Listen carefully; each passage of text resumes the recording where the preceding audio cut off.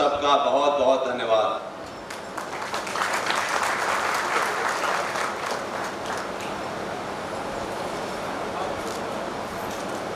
ये एक ऐसा कार्यक्रम है जो अलीगढ़ से कई 100 किलोमीटर दूर हो रहा है।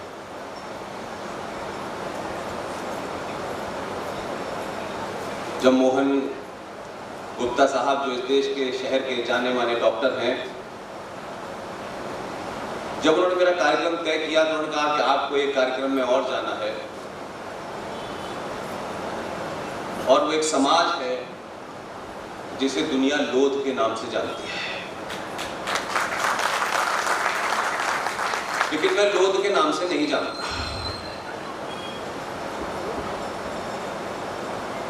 हम वर्तमान में बहुत कुछ ढूंढते हैं,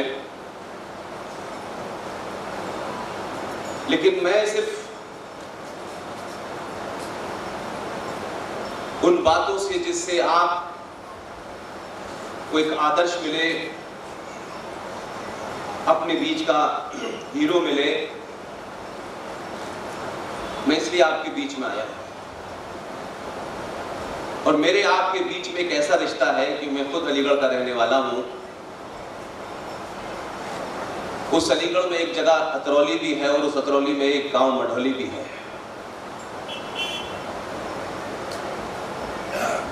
वो रिश्ता मेरे और आपके बीच में बहुत मजबूत है। और मुझे खुशी है कि आप भाग्यनगर में रहते हैं, भी आपने अपने आप को, अपने समाज को इतनी दूर आकर के भी जिंदा रखा। इसके लिए बहुत बहुत बधाई।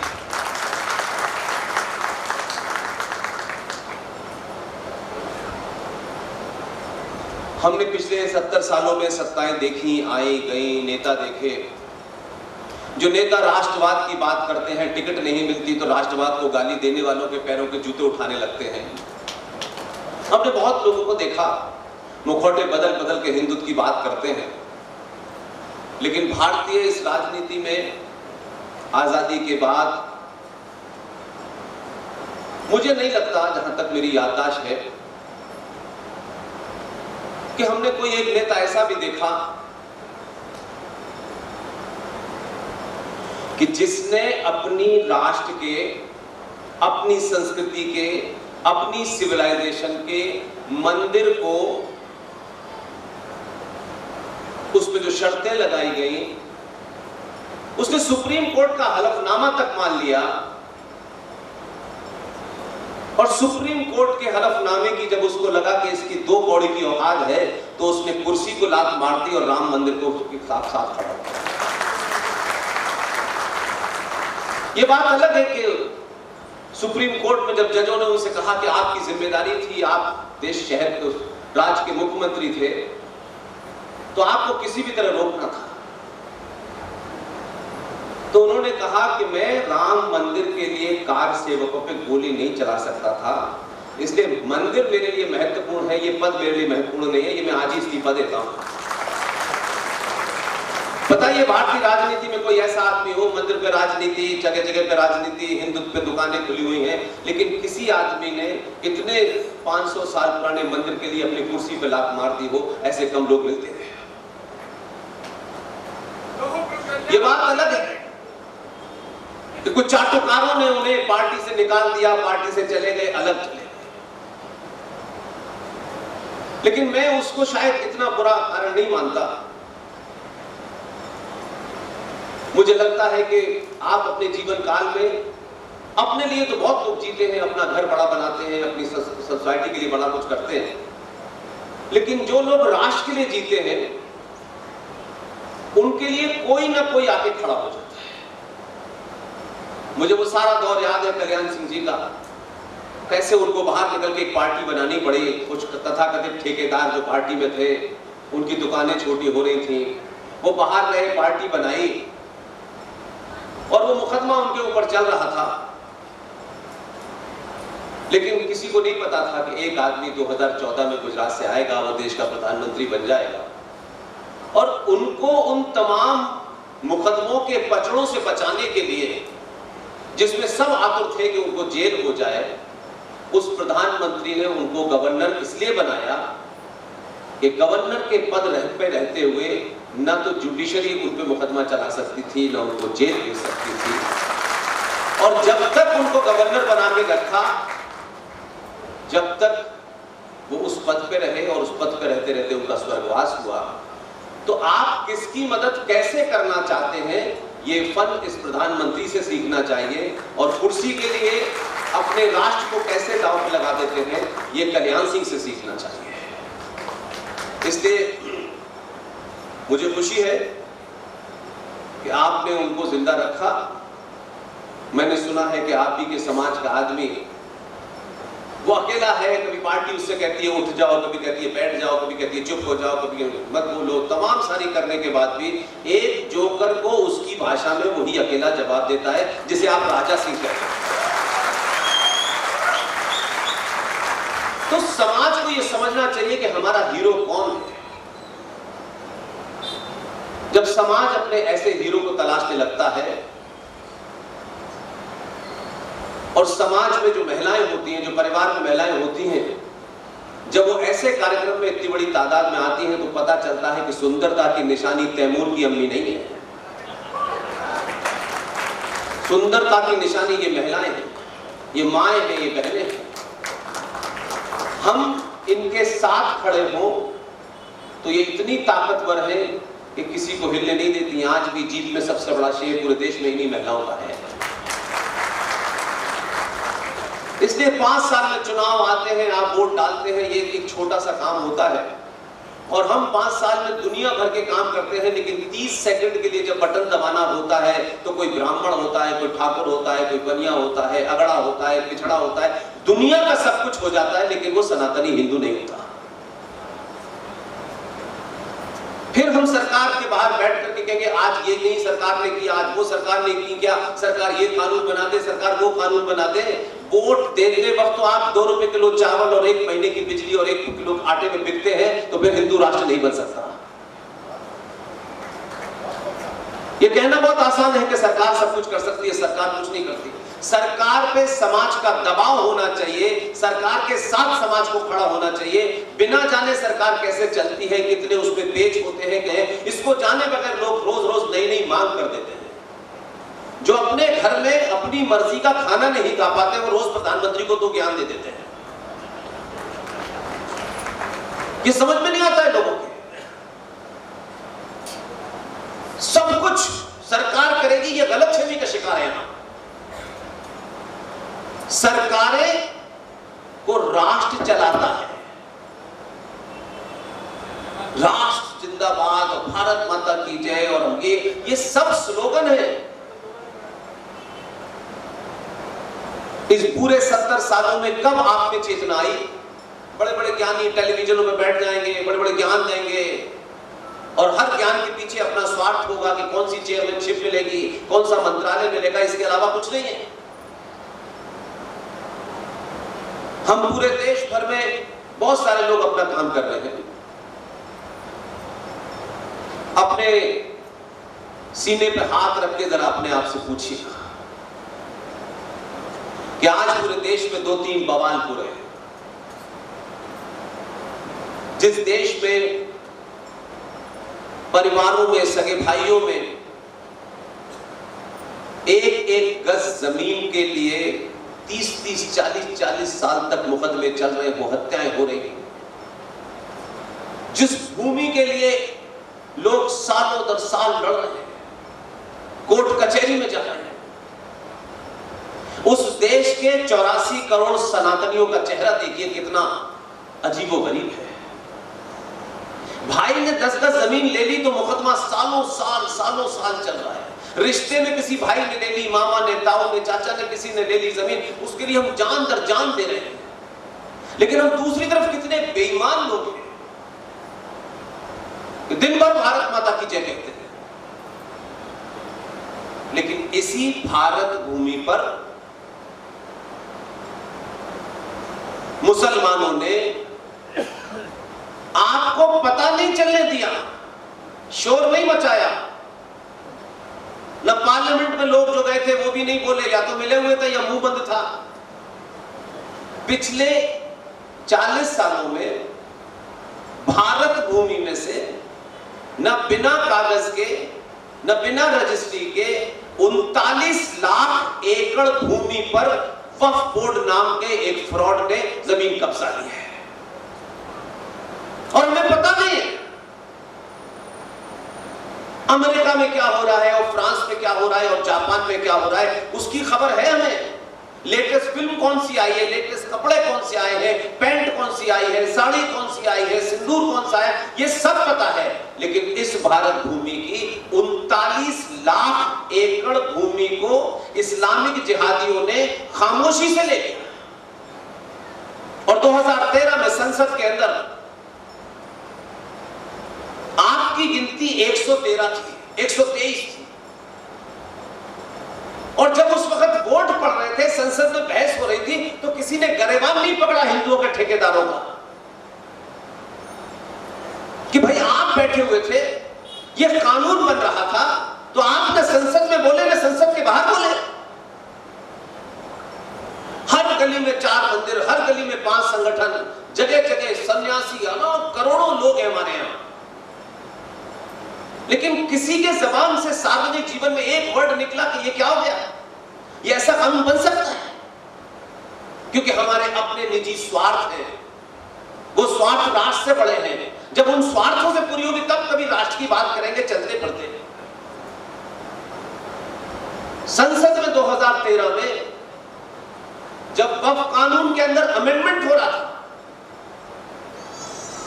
इसलिए आप जो हैदराबाद का जोकर है, आप उसको कुछ भी कह सकते हैं, लेकिन अपनी कौम के लिए चोरी डकैती सब कुछ करता है। अकेला होने के बाद अंदर भी बोलता है, बाहर भी बोलता है।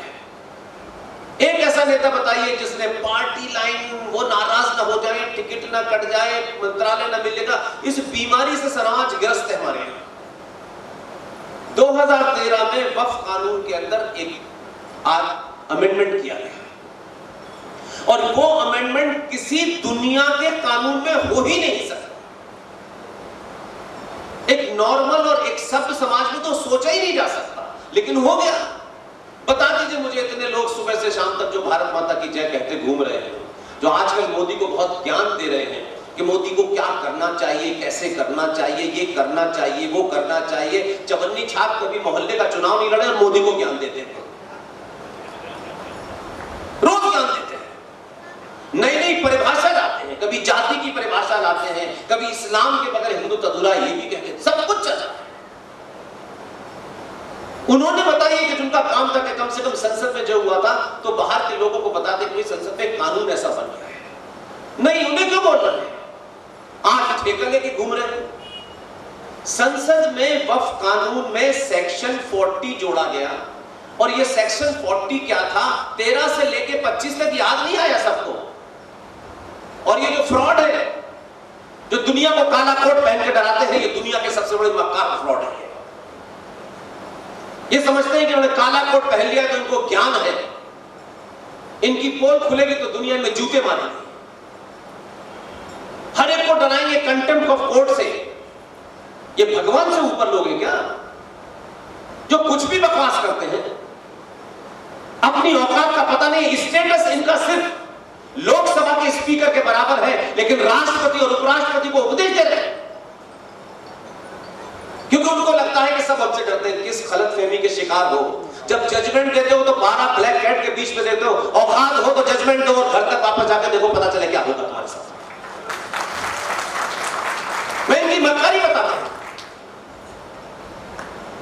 ज्ञान दिया मंदिरों के ऊपर कि साहब ये ऐसा नहीं हो सकता, वैसा नहीं हो सकता, शबरीमला में क्या होना चाहिए, नहीं होना चाहिए, ये बताएंगे। जब एक पिटीशन डाली गई कि जेंडर जस्टिस की बड़ी आपको चिंता है कि महिलाएं और पुरुषों का बराबरी के अधिकार है, घर में पता नहीं अधिकार वो मिलता भी है कि नहीं मिलता उन्हें, लेकिन देश में बांट रहे क्या, और जेंडर जस्टिस होना चाहिए। इसलिए फला मंदिर में ऐसा नहीं हो रहा, फला मंदिर में ऐसा नहीं हो रहा। हमारे एक साथी ने पिटीशन डाली कि साहब सबरीमला के अंदर तो जेंडर जस्टिस की आपको चिंता है, तो वहां तो जेंडर जस्टिस पे आप रोज सवाल खड़े कर रहे हैं, रोज सरकार से सवाल पूछ रहे हैं, क्या कभी मस्जिद में भी जेंडर जस्टिस की बात की? तो बोले no no no no no no, उस पे आप बात मत करिए। काले कोट पहन करके हमारे टैक्स के पैसे से आपको तनख्वाह मिलती है, आपकी औकात नहीं है कि मस्जिद में जेंडर जस्टिस की बात करें। जिस दिन करेंगे सड़क पे इनजस्टिस हो जाएगा आपके साथ में। हम चुप रहते हैं, सुन लेते हैं, सब समाज है, हमारे गर्दन तक से जुदा नहीं होती है, तो इसलिए तुम हमको कायर और बेवकूफ समझ रहे हो। तुम उपराष्ट्रपति को ज्ञान दे दो, भारत के संविधान के हिसाब से राष्ट्रपति उपराष्ट्रपति को आप कोई डायरेक्शन नहीं दे सकते। आप इतने बड़े चोर हैं कि दिल्ली के अंदर एक जज, उसके घर से करोड़ों रुपया निकलता है, आग लग जाती है, पूरा दुनिया नंगा नाच देखती है, और उस आदमी को आप एक लाइन नहीं बोलते हो, उसका ट्रांसफर कर देते हो। तुम सब चोर हो।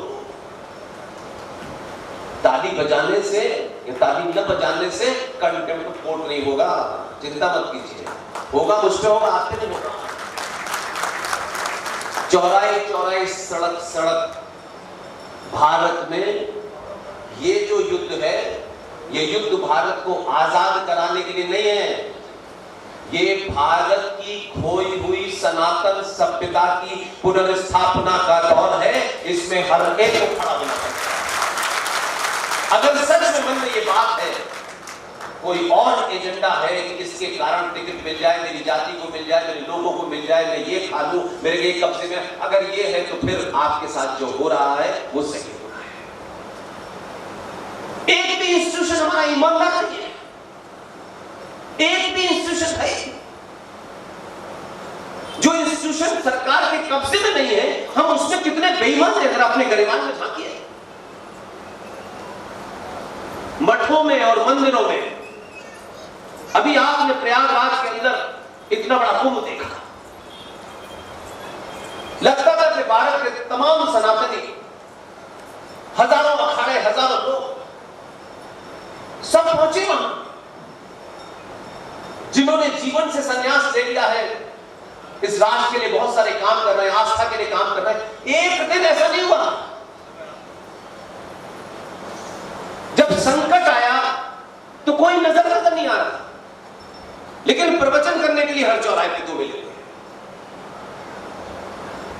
यही सुप्रीम कोर्ट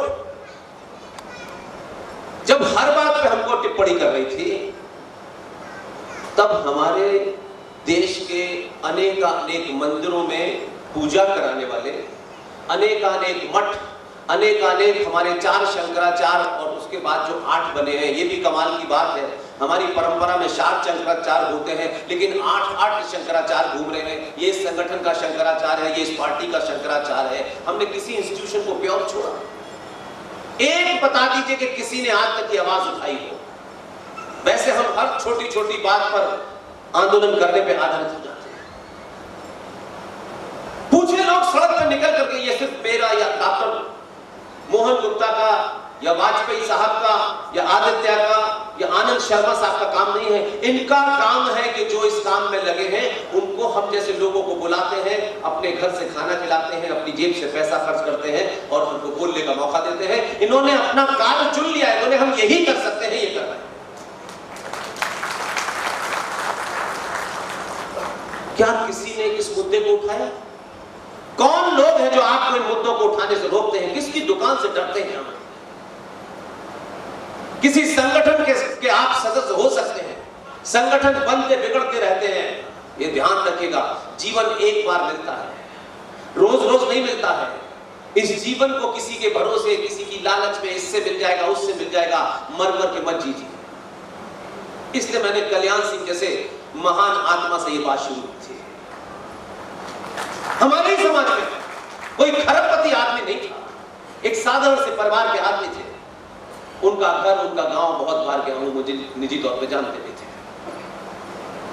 हमने समाज में कल्याण सिंह नहीं पैदा किए, हमने चाटुकार पैदा किए और बहादुरों के बीच में छुरा भोंकने वाले पैदा किए। इसलिए वो मुद्दे जिससे पूरे समाज का उत्थान होगा, वो मुद्दा जिससे अगले 100 साल तक आपको कोई हिला नहीं पाएगा। उन मुद्दों को छुआ नहीं हमने। ऐसे मुद्दों से लोगों को क्यों बताना है? क्योंकि हमारी चोरी की दुकान उससे चल रही है। तो चंद लोगों की दुकानों के लिए 84 करोड़ हिंदुओं का इस्तेमाल नहीं हो सकता। हजारों मुद्दे उठ रहे हैं, रोज मैनिफेस्टो में नई नई दुकानें आ जाती हैं, ये होगा वो, जो करे मुझे उसमें कोई इंटरेस्ट नहीं है।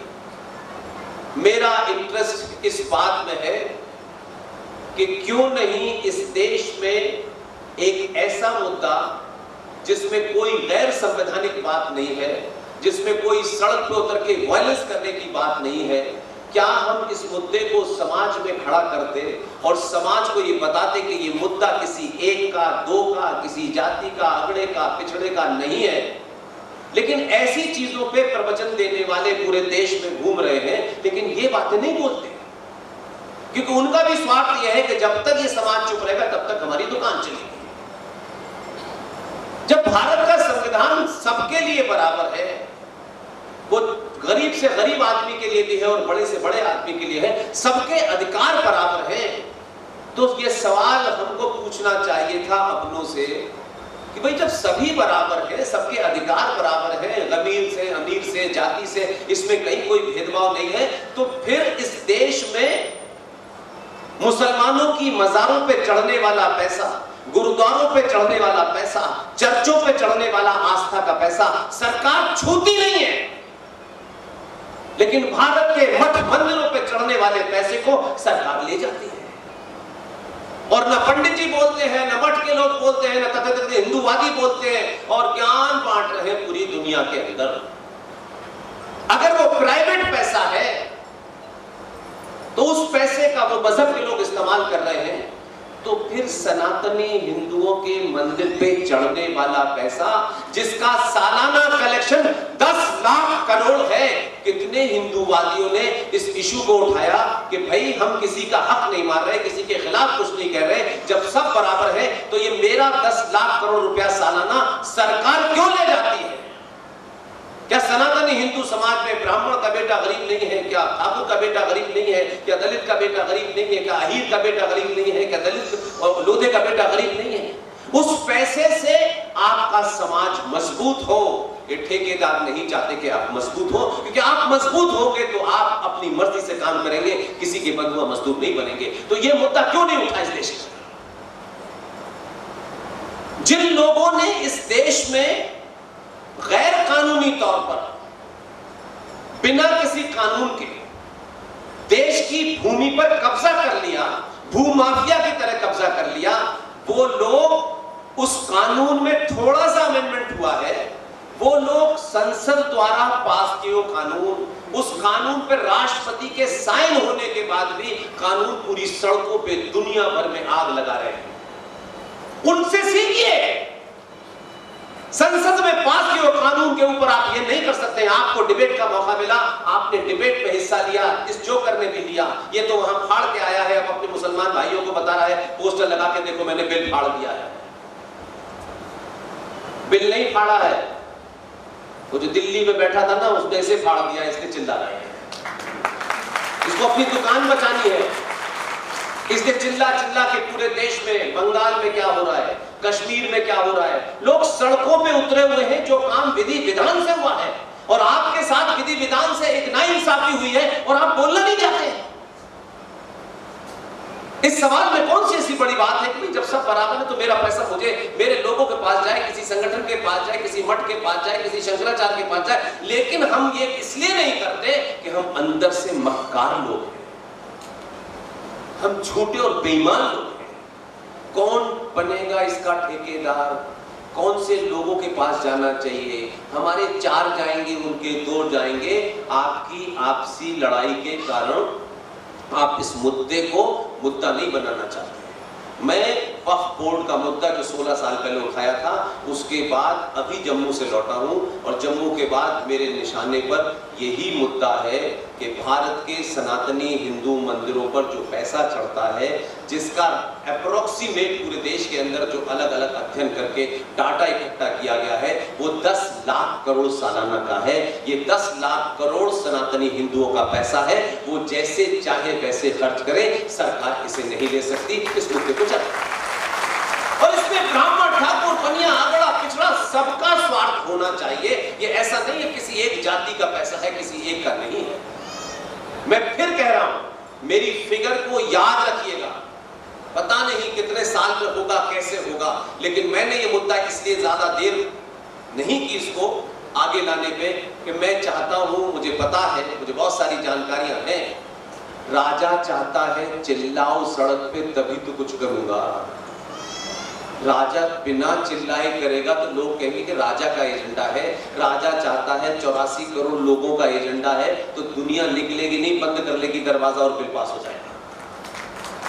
आप सोचिए जरा इसको कि एक तत्कालिक लड़ाई सरकार ने हमको वजीफा नहीं दिया, इस कास्ट को नहीं दिया, उस कास्ट को नहीं दिया। इससे बड़ी लड़ाई अगर आप लड़ेंगे, जिसके लिए आपको कुछ ऐसा नहीं करना है, मैंने कहा 84 करोड़ में से 5 करोड़ लोग ये तय कर लें कि दिल्ली के इंडिया गेट पर 2 दिन बैठना है।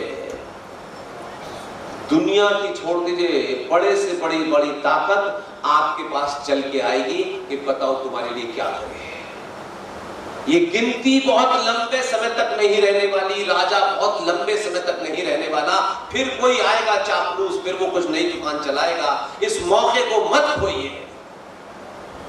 ये बहुत बहुत बड़ा क्रांतिकारी इशू है। लोग इसको अभी समझ नहीं पा रहे क्योंकि लोगों को बताया नहीं गया। लोगों को तो आज के लिए बताया जा रहा है कि जाति ब्राह्मणों ने बनाई है।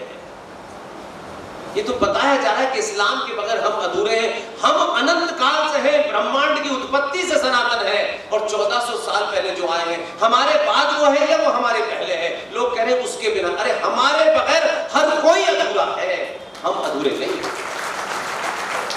हम कोई किसी गिनती नहीं है कि फला दिन हम पैदा हुए थे, फला दिन से सनातन शुरू हुआ था और सनातन में ये है। सनातन इस ब्रह्मांड की उत्पत्ति से है, और जब तक ये ब्रह्मांड है तब तक सनातन है। इसलिए कोई 2 कौड़ी का पागल आदमी साउथ इंडिया में चिल्ला के कहने लगे कि साहब सनातन को हम खत्म कर देंगे, तुम्हारी नस्लों का पता नहीं चलेगा, सनातन वही रहेगा, इसलिए चिंता नहीं करनी। जवाब देना तर्कों पे, तथ्यों पे आना चाहिए, भावनात्मक बात नहीं करनी चाहिए। सनातन के पैदा होने की डेट नहीं है तो सनातन के मरने की डेट कैसे होगी? ये प्रकृति का नियम है कि जो पैदा हुआ है उसको मरना है। जो 1400 साल पहले पैदा हुआ है, जो 2000 साल पहले पैदा हुआ है, हमारी प्रकृति कहती है जो पैदा हुआ है वही मरेगा। तुम्हारा मरने का दिन आ रहा है तो तुम हमारे बारे में मत बोलो, हमारे बारे में मत। हम नहीं मरने वाले। ये सब सनातन चलता रहेगा, अनंत काल था, आगे भी चलता रहेगा। लेकिन हमारी इस दौर में यही जिम्मेदारी है कि हम अगली पीढ़ी को क्या देके जा रहे हैं। आप अपने बेटे को बड़ी महंगी कार देते हैं, बड़ा बैंक बैलेंस देते हैं, बड़ी अच्छी शादी करके दे देते हैं, वो महत्वपूर्ण नहीं है। आपकी बेटी सड़क पे चल रही है, वो सलामत नहीं है। आपका रुपया पैसा काम नहीं आता है, क्योंकि आपने एक ऐसा समाज बनाया है कि 7 बजे के बाद आपकी बेटी सड़क पे नहीं चल सकती।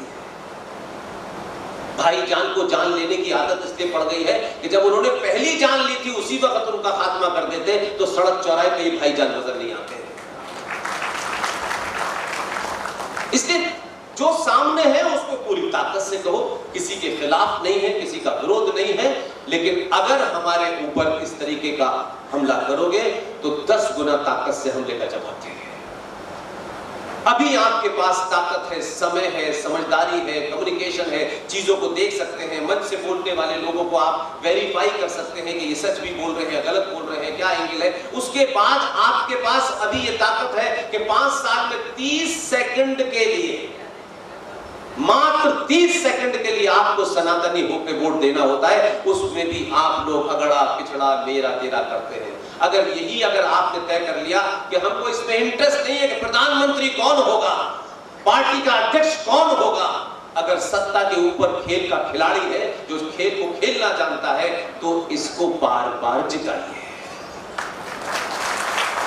इसलिए मैंने कहा कल्याण सिंह दोबारा नहीं मिल सकते हैं, ये थे नहीं सत्ता में, ये दिल्ली में नहीं थे जब कल्याण सिंह को पार्टी से छोड़ के जाना पड़ा। ये कुछ लोगों का लगा कि कद बड़ा हो रहा है, कहीं ऐसा ना हो कि इसका कद बड़ा हो जाए। बौने लोग किसी का कद छोटा नहीं कर सकते हैं। इसलिए मैंने कहा कि मैं कल्याण सिंह को जब भी याद करता हूं तो कहता हूं कि भारतीय राजनीति में एक आदमी जिसने 2 सेकंड के अंदर चीफ मिनिस्टरशिप की कुर्सी पर लात मारी और कहा कि मेरे लिए राम मंदिर बड़ा था, कुर्सी बड़ी नहीं थी। ये सोच समाज में जब पैदा हो जाएगी, कोई दुनिया की ताकत आपको रोक नहीं सकती है। बिना किसी से लड़े, बिना किसी पे हमला किए, बिना किसी को नीचा दिखाए आप अपनी जगह मजबूत हो जाएंगे। नहीं होना।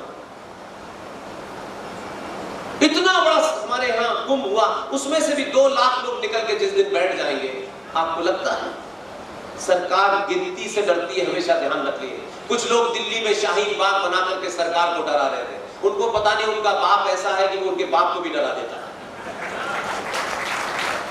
और जब बदलाव होता है तो समाज कैसे अपने हीरो चुनता है। बड़े निचले लीडर हैं उत्तर प्रदेश में, बहुत पास से जानता हूं, चवन्नी चोर टाइप के लीडर हैं, तब भी न उसका बाप का पता है, न माँ का पता है, न आगा है, न पीछा है, न उसका लेना है, न देना है। एक ऐसी स्थिति उत्तर प्रदेश में बन गई है कि उसको हटाया नहीं जा सकता। कुछ शाहीन बाग बनाने वाले दिल्ली से उत्तर प्रदेश लखनऊ में गए थे कि हम यहाँ शाहीन बाग बना देंगे। शाहीन बाग नहीं बना। जिन्होंने शाहीन बाग बनाने की कोशिश की उनका पोस्टर लगा दिया पूरे देश के अंदर। और जब यहां से बिल होती है और ये कोशिश होती है कि मुझे ये करना है, तो सुप्रीम कोर्ट ने कहा कि आप जो लोग धरने पे बैठे हुए हैं उनके आपने पोस्टर लगा दिए हैं, ये ठीक नहीं है। तो सुप्रीम कोर्ट का आदेश मानते हुए उसने पोस्टर हटा दिए, शाम को दोबारा लगा दिए। अगर अंदर से बिल है और आप ये सहारा लोगे कि कानून ऐसा था और पॉइंट ऐसा था, कानून हमारे लिए है, हम कानून के लिए नहीं है। हम तय करेंगे कि कौन सा कानून हो, क्योंकि हमको अपने समाज को देख के बनाना है। अंग्रेज बना के चले गए थे, वो कानून नहीं चलेगा। 1860 का कानून चल रहा है, 1861 का कानून चल रहा है, लेकिन चल रहा है। उस पुलिस वाले को पता ही नहीं है कि वो किसकी गुलामी करनी है, उसको पता ही नहीं बेचारा। इसलिए उन मुद्दों को उठाइए जो मुझे लगते हैं कि ज्यादा महत्वपूर्ण है। अदरवाइज ये समय निकल जाएगा, आपको दुख होगा, किसी और को भी दुख होगा, कुछ लोग खामोश हो जाएंगे, लेकिन ये समय दोबारा नहीं आएगा। इतिहास में हर समय एक मोमेंट आता है। जैसे आपके अपने जीवन में कोई मोमेंट आता है ना, आपको लगता है कि भाई आज मेरा दिन बहुत अच्छा था, मैंने ये सोचा था, ये हो गया। ऐसे ही राष्ट्रों के जीवन में आता है, एक पीरियड आता है तब लोगों में जागृति होती है और बहुत सारे काम हो जाते हैं जो बड़े अनहोने लगते हैं। जो काले कोट पहनने वाले ये कहते हैं कि हर कानून के ऊपर उनका ध्यान होगा, इन काले कोट पहनने वालों की कलई चौराहे चौराहे खुल रही है। और ये जो सवाल खड़े हो रहे हैं सोशल मीडिया के माध्यम से, इसलिए वो इसको रोक नहीं पा रहे। तो अंदरूनी गंदगी है। एक चीफ जस्टिस इस देश में ऐसे भी महान पैदा हुए, वो कांग्रेस पार्टी से निकले, चीफ जस्टिस बने, चीफ जस्टिस बनने के बाद फिर कांग्रेस पार्टी में चले गए। ऐसे महान जजों से भगवान ही बचा है। इसलिए ये समय है कि जज साहब ये पूछ रहे हैं, उन्होंने अभी वक्फ कानून की जो सुनवाई चल रही है उसमें पूछा और बड़े बेचारे हैं। जज साहब कह रहे हैं कि 13वीं सदी में जो मस्जिद बनी थी, ये भाईजान उसका प्रमाण पत्र कहां से लाएंगे? अबे मूर्ख, इनसे 13वीं सदी का तुझे कागज नहीं मिल रहा, लेकिन 550 साल पुराने राम मंदिर के प्रमाण मांग रहा था कि भगवान राम है कि नहीं है, क्योंकि हम सब हैं इसलिए। और जब ऐसी स्थिति होती है तभी समाज में आक्रोश होता है और 6 दिसंबर 1992 हो जाता है। इस देश की सिस्टम में बैठे हुए लोगों को समझ में आना चाहिए कि ये समाज को मजबूर न करें कि सड़कों पे उतर के ये फैसला कर दें। सुनते सुनते 100 साल हो गए हैं तुम्हारी बकवास। रोज आकर के हमको ये ज्ञान देते और किसी को ज्ञान नहीं देते, क्योंकि हम सुन लेते हैं।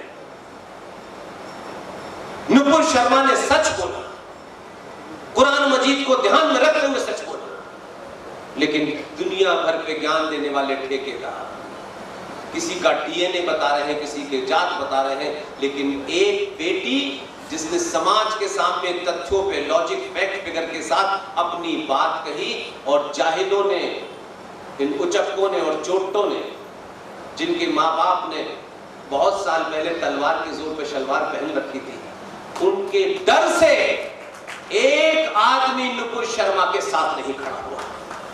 आप इस देश में बहादुर महिला, बहादुर पुरुष के साथ नहीं खड़े होते क्योंकि आपको डर लगता है कि इसके साथ खड़े होने से कुछ नुकसान होगा। जीवन उतना ही है आपका जितना लिखा के लाए हैं। दुनिया की कोई ताकत उससे पहले ना आपको मार सकती है, ना डरा सकती है। तो फिर इस बात की चिंता क्यों कर रही है भाई कि हमें मार देगा? अरे हमारी अगर मौत ऐसे ही लिखी है तो हम वैसे ही जाएंगे। जब तक जिंदा हो तो जिंदा होने का सबूत हो। ये मर मर के जीने से, यहां से भागे वहां, वहां से भागे वहां, भाग रहे हो, बंगाल से भाग रहे हो, केरल से भाग रहे हो, कश्मीर से भाग रहे हो, अफगानिस्तान से भागे, पाकिस्तान से भागे, बांग्लादेश से भागे, ये भागते भागते कहां जाओगे? इसलिए दिल्ली में कुछ लोग इसको भी भगाओ, उसको भी भगाओ। अब एक को 14 के बाद से भगा नहीं पा रहे, अच्छे अच्छे को नाप दिया उसने। आप इस समय को अपना, तेरा, मेरा, ये जाति वो जाति छोड़ दीजिए। मैं नहीं जानता, न मुझे कुछ ऐसा तथ्य मिलता कि सनातनी हिंदू समाज में, ये किसने मुझे बताया मैं नहीं जानता। मैं तो, मेरा जन्म भी ऐसी जगह हुआ जहां शायद ये सब नहीं था। आप सब जानते हैं मैं कहां पैदा हुआ। तो मुझे कभी कभी लगता है कि कैसे कैसे समाज में हमारे यहाँ नौटंकी करने वाले लोग बैठे हैं, हर बात पे प्रवचन देने वाले लोग मौजूद हैं। एक छोटी छोटी सी बात मुझे कभी समझ में नहीं आई, और फिर मैंने उस पर थोड़ी बहुत रिसर्च की, जितनी मेरी जानकारी, जितने मेरे साथ साधन है। मुझे आज तक बताइए किसने कहा कि ब्राह्मण मां के पेट से ब्राह्मण पैदा होता है? कहां लिखा है मुझे बताइए।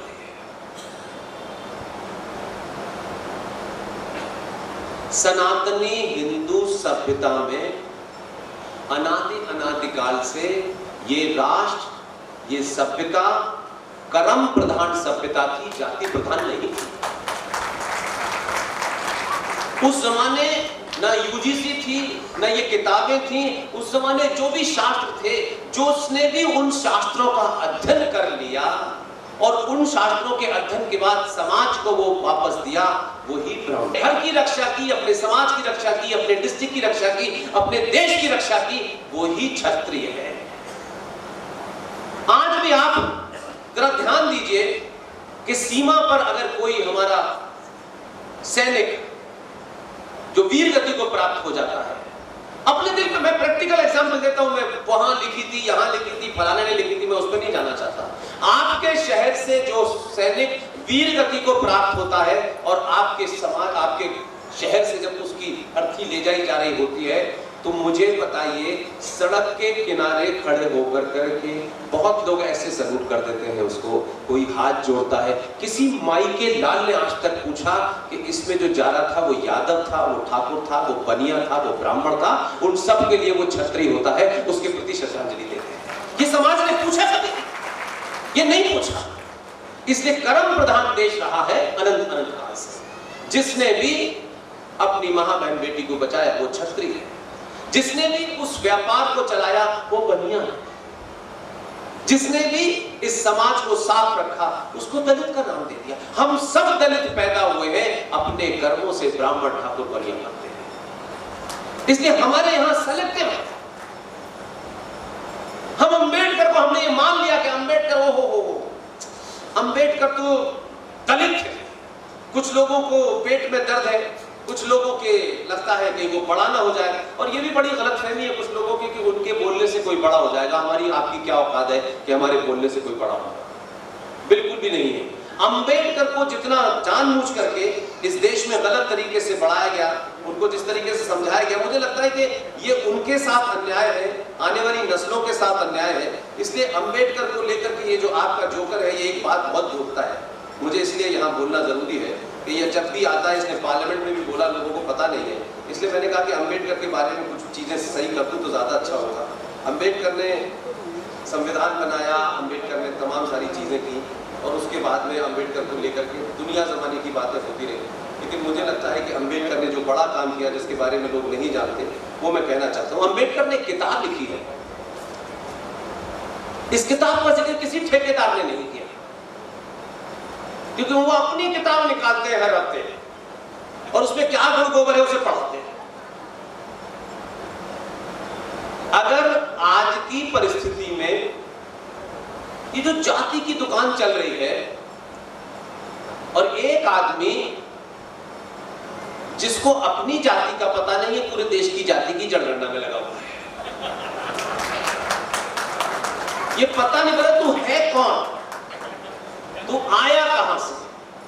तू एक ऐसा महान साइंटिस्ट है जो आलू से सोना बना देता है। तू आलू से सोना होता, तेरी मां ने क्या तुझे बनाई हमको पता नहीं। और उनकी एक बहन है आजकल है, उनके बारे में कहा जाता है कि इन पे 2 लाइनें बताइए, तो वो 2 ही लाइनें हैं। उनकी नाक इंदिरा गांधी से मिलती है और बाल इंदिरा गांधी से मिलते हैं। फिरोज गांधी का कोई कंट्रीब्यूशन नहीं है उसमें, ये उनका कंट्रीब्यूशन है। ऐसे गधे लोग हमसे कह रहे हैं कि हमें प्रधानमंत्री बनाओ, वो लड़ाई लड़ रहे हैं। वो कभी ब्राह्मणों को गाली देंगे, कभी दलितों को गाली देंगे, कभी इसकी जात पे बात पूछेंगे, कभी उसकी जात पे बात पूछेंगे, कभी जनेऊ डालेंगे और ये भी पता नहीं कि जनेऊ पजामे पे पहनना है या कुर्ते पे पहनना। ऐसे मूर्ख इस देश में राजनीति के केंद्र में है। जब दुनिया आपको असेस करेगी, जो पूरी दुनिया आपको देखती है कि ये सनातन सभ्यता के लोग हैं, इन्होंने विश्व को 0 दिया, इन्होंने दुनिया को गणित दिया, इन्होंने तारों की गणना की, इन्होंने वहां से लेकर जमीन तक की दूरी नापी। उस समाज में क्या इतने लालची मूर्ख डरपोक लोग हो गए हैं कि एक आदमी जिसकी मैंने इतनी क्वालिटी गिनाई है, वो आदमी प्रधानमंत्री का कैंडिडेट घूम रहा है। ये सोच के ही भारतीय सनातन सभ्यता के लोगों को शर्म आनी चाहिए कि आखिर दुनिया हमें जब हमारे बारे में लिखेगी तो कैसे कैसे लोगों के बारे में लिखेगी।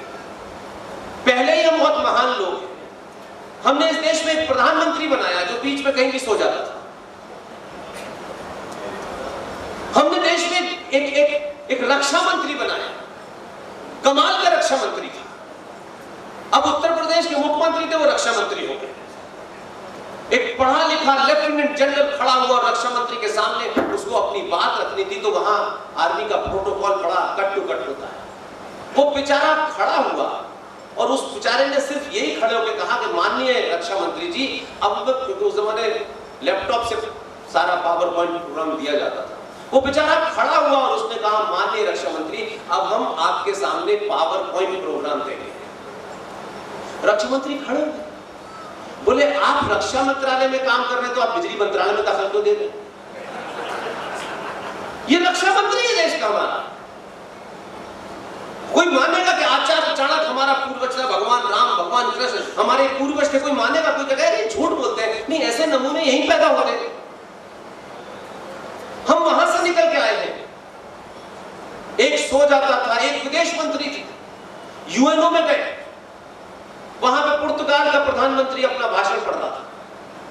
इनका अनाउंसमेंट हुआ कि भारत के विदेश मंत्री आकर के अपना पक्ष रखें। वो सो रहे थे काफी देर से, वो उठे, कागज लेके चले गए, उसको पढ़ना शुरू कर दिया। फिर विदेश मंत्रालय के आदमी भागा भागा नीचे से गया कि माननीय ये पुर्तगाल का भाषण पढ़ रहे हैं, भारत का ये। हम वहां से निकले, हम अपने घर में मियां मिट्ठू बन सकते हैं, बहुत गाड़ी महंगी में घूम सकते हैं, बहुत अच्छे कपड़े पहन सकते हैं। दुनिया के सामने लोग आपको देखेंगे तो कहेंगे ओ हो, ये वही महान लोग हैं जो भगवान राम की बात करते हैं, चाणक्य की बात करते हैं। इन्हें देख के लगता नहीं है कि इनके देश में चाणक्य नाम की कोई चीज भी होगी। दुनिया आपको उससे तोलती है, इससे नहीं तोलती कि ये ब्राह्मण है, ये ठाकुर है, ये बनिया है, नहीं तोलती भाई। और फिर आपको तो कहेगा क्या, भगवान राम छोटे पड़ गए, आचार्य क्या नाम था उनका, अपने चाणक्य छोटे पड़ गए। आपने अभी मैं कल था यहाँ एक मीटिंग में, मैं उस शब्द को बहुत दिन से सोच रहा था कि कहां कहूं मैं। वो कल पहली बार मैंने कहा कि हमारे यहाँ ऊट पटांग शब्दों का इस्तेमाल बहुत है। या तो हम निहायती इडियट हैं या आला दर्जे के मूर्ख हैं, और हम ये क्लेम करते हैं कि हम बहुत जानते हैं। ऐसा मुझे लगता है ये हमारी बीमारी है। दान शब्द का अर्थ क्या होता है? दान देते हैं ना, तो किसी को दान देने के बाद उससे हिसाब लेते हैं क्या? नहीं लेते ना। दान का मतलब है दे दिया बस, अब उसके बाद वो उसका क्या करेगा। इस देश में परंपरा है मत दान करो। जब मत को दान कर दिया तो तुम पूछ क्या रहे हो कि ये काम नहीं किया, तुमने दान दिया है उसको। कहां से ये शब्द आया मत दान, मुझे बताइए ना। लेकिन चल रहा है मतदान किया तो भाई मत ले गया, वो कहेगा मैं तुम मुझे दान दे दिया, अब तुम हिसाब क्यों ले रहे हो मुझसे। लेकिन आप हिसाब भी लेना चाहते हैं। नए नए शब्द हैं जिनका कोई लेना देना नहीं है।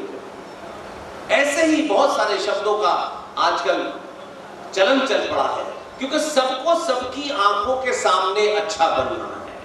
फिर कल्याण सिंह का जिक्र। कल्याण सिंह को इस देश के किसी भाईजान को अच्छा नहीं बनना था, उनको सिर्फ सनातनियों के सामने अच्छा बनना था, इसलिए उन्होंने ये करा।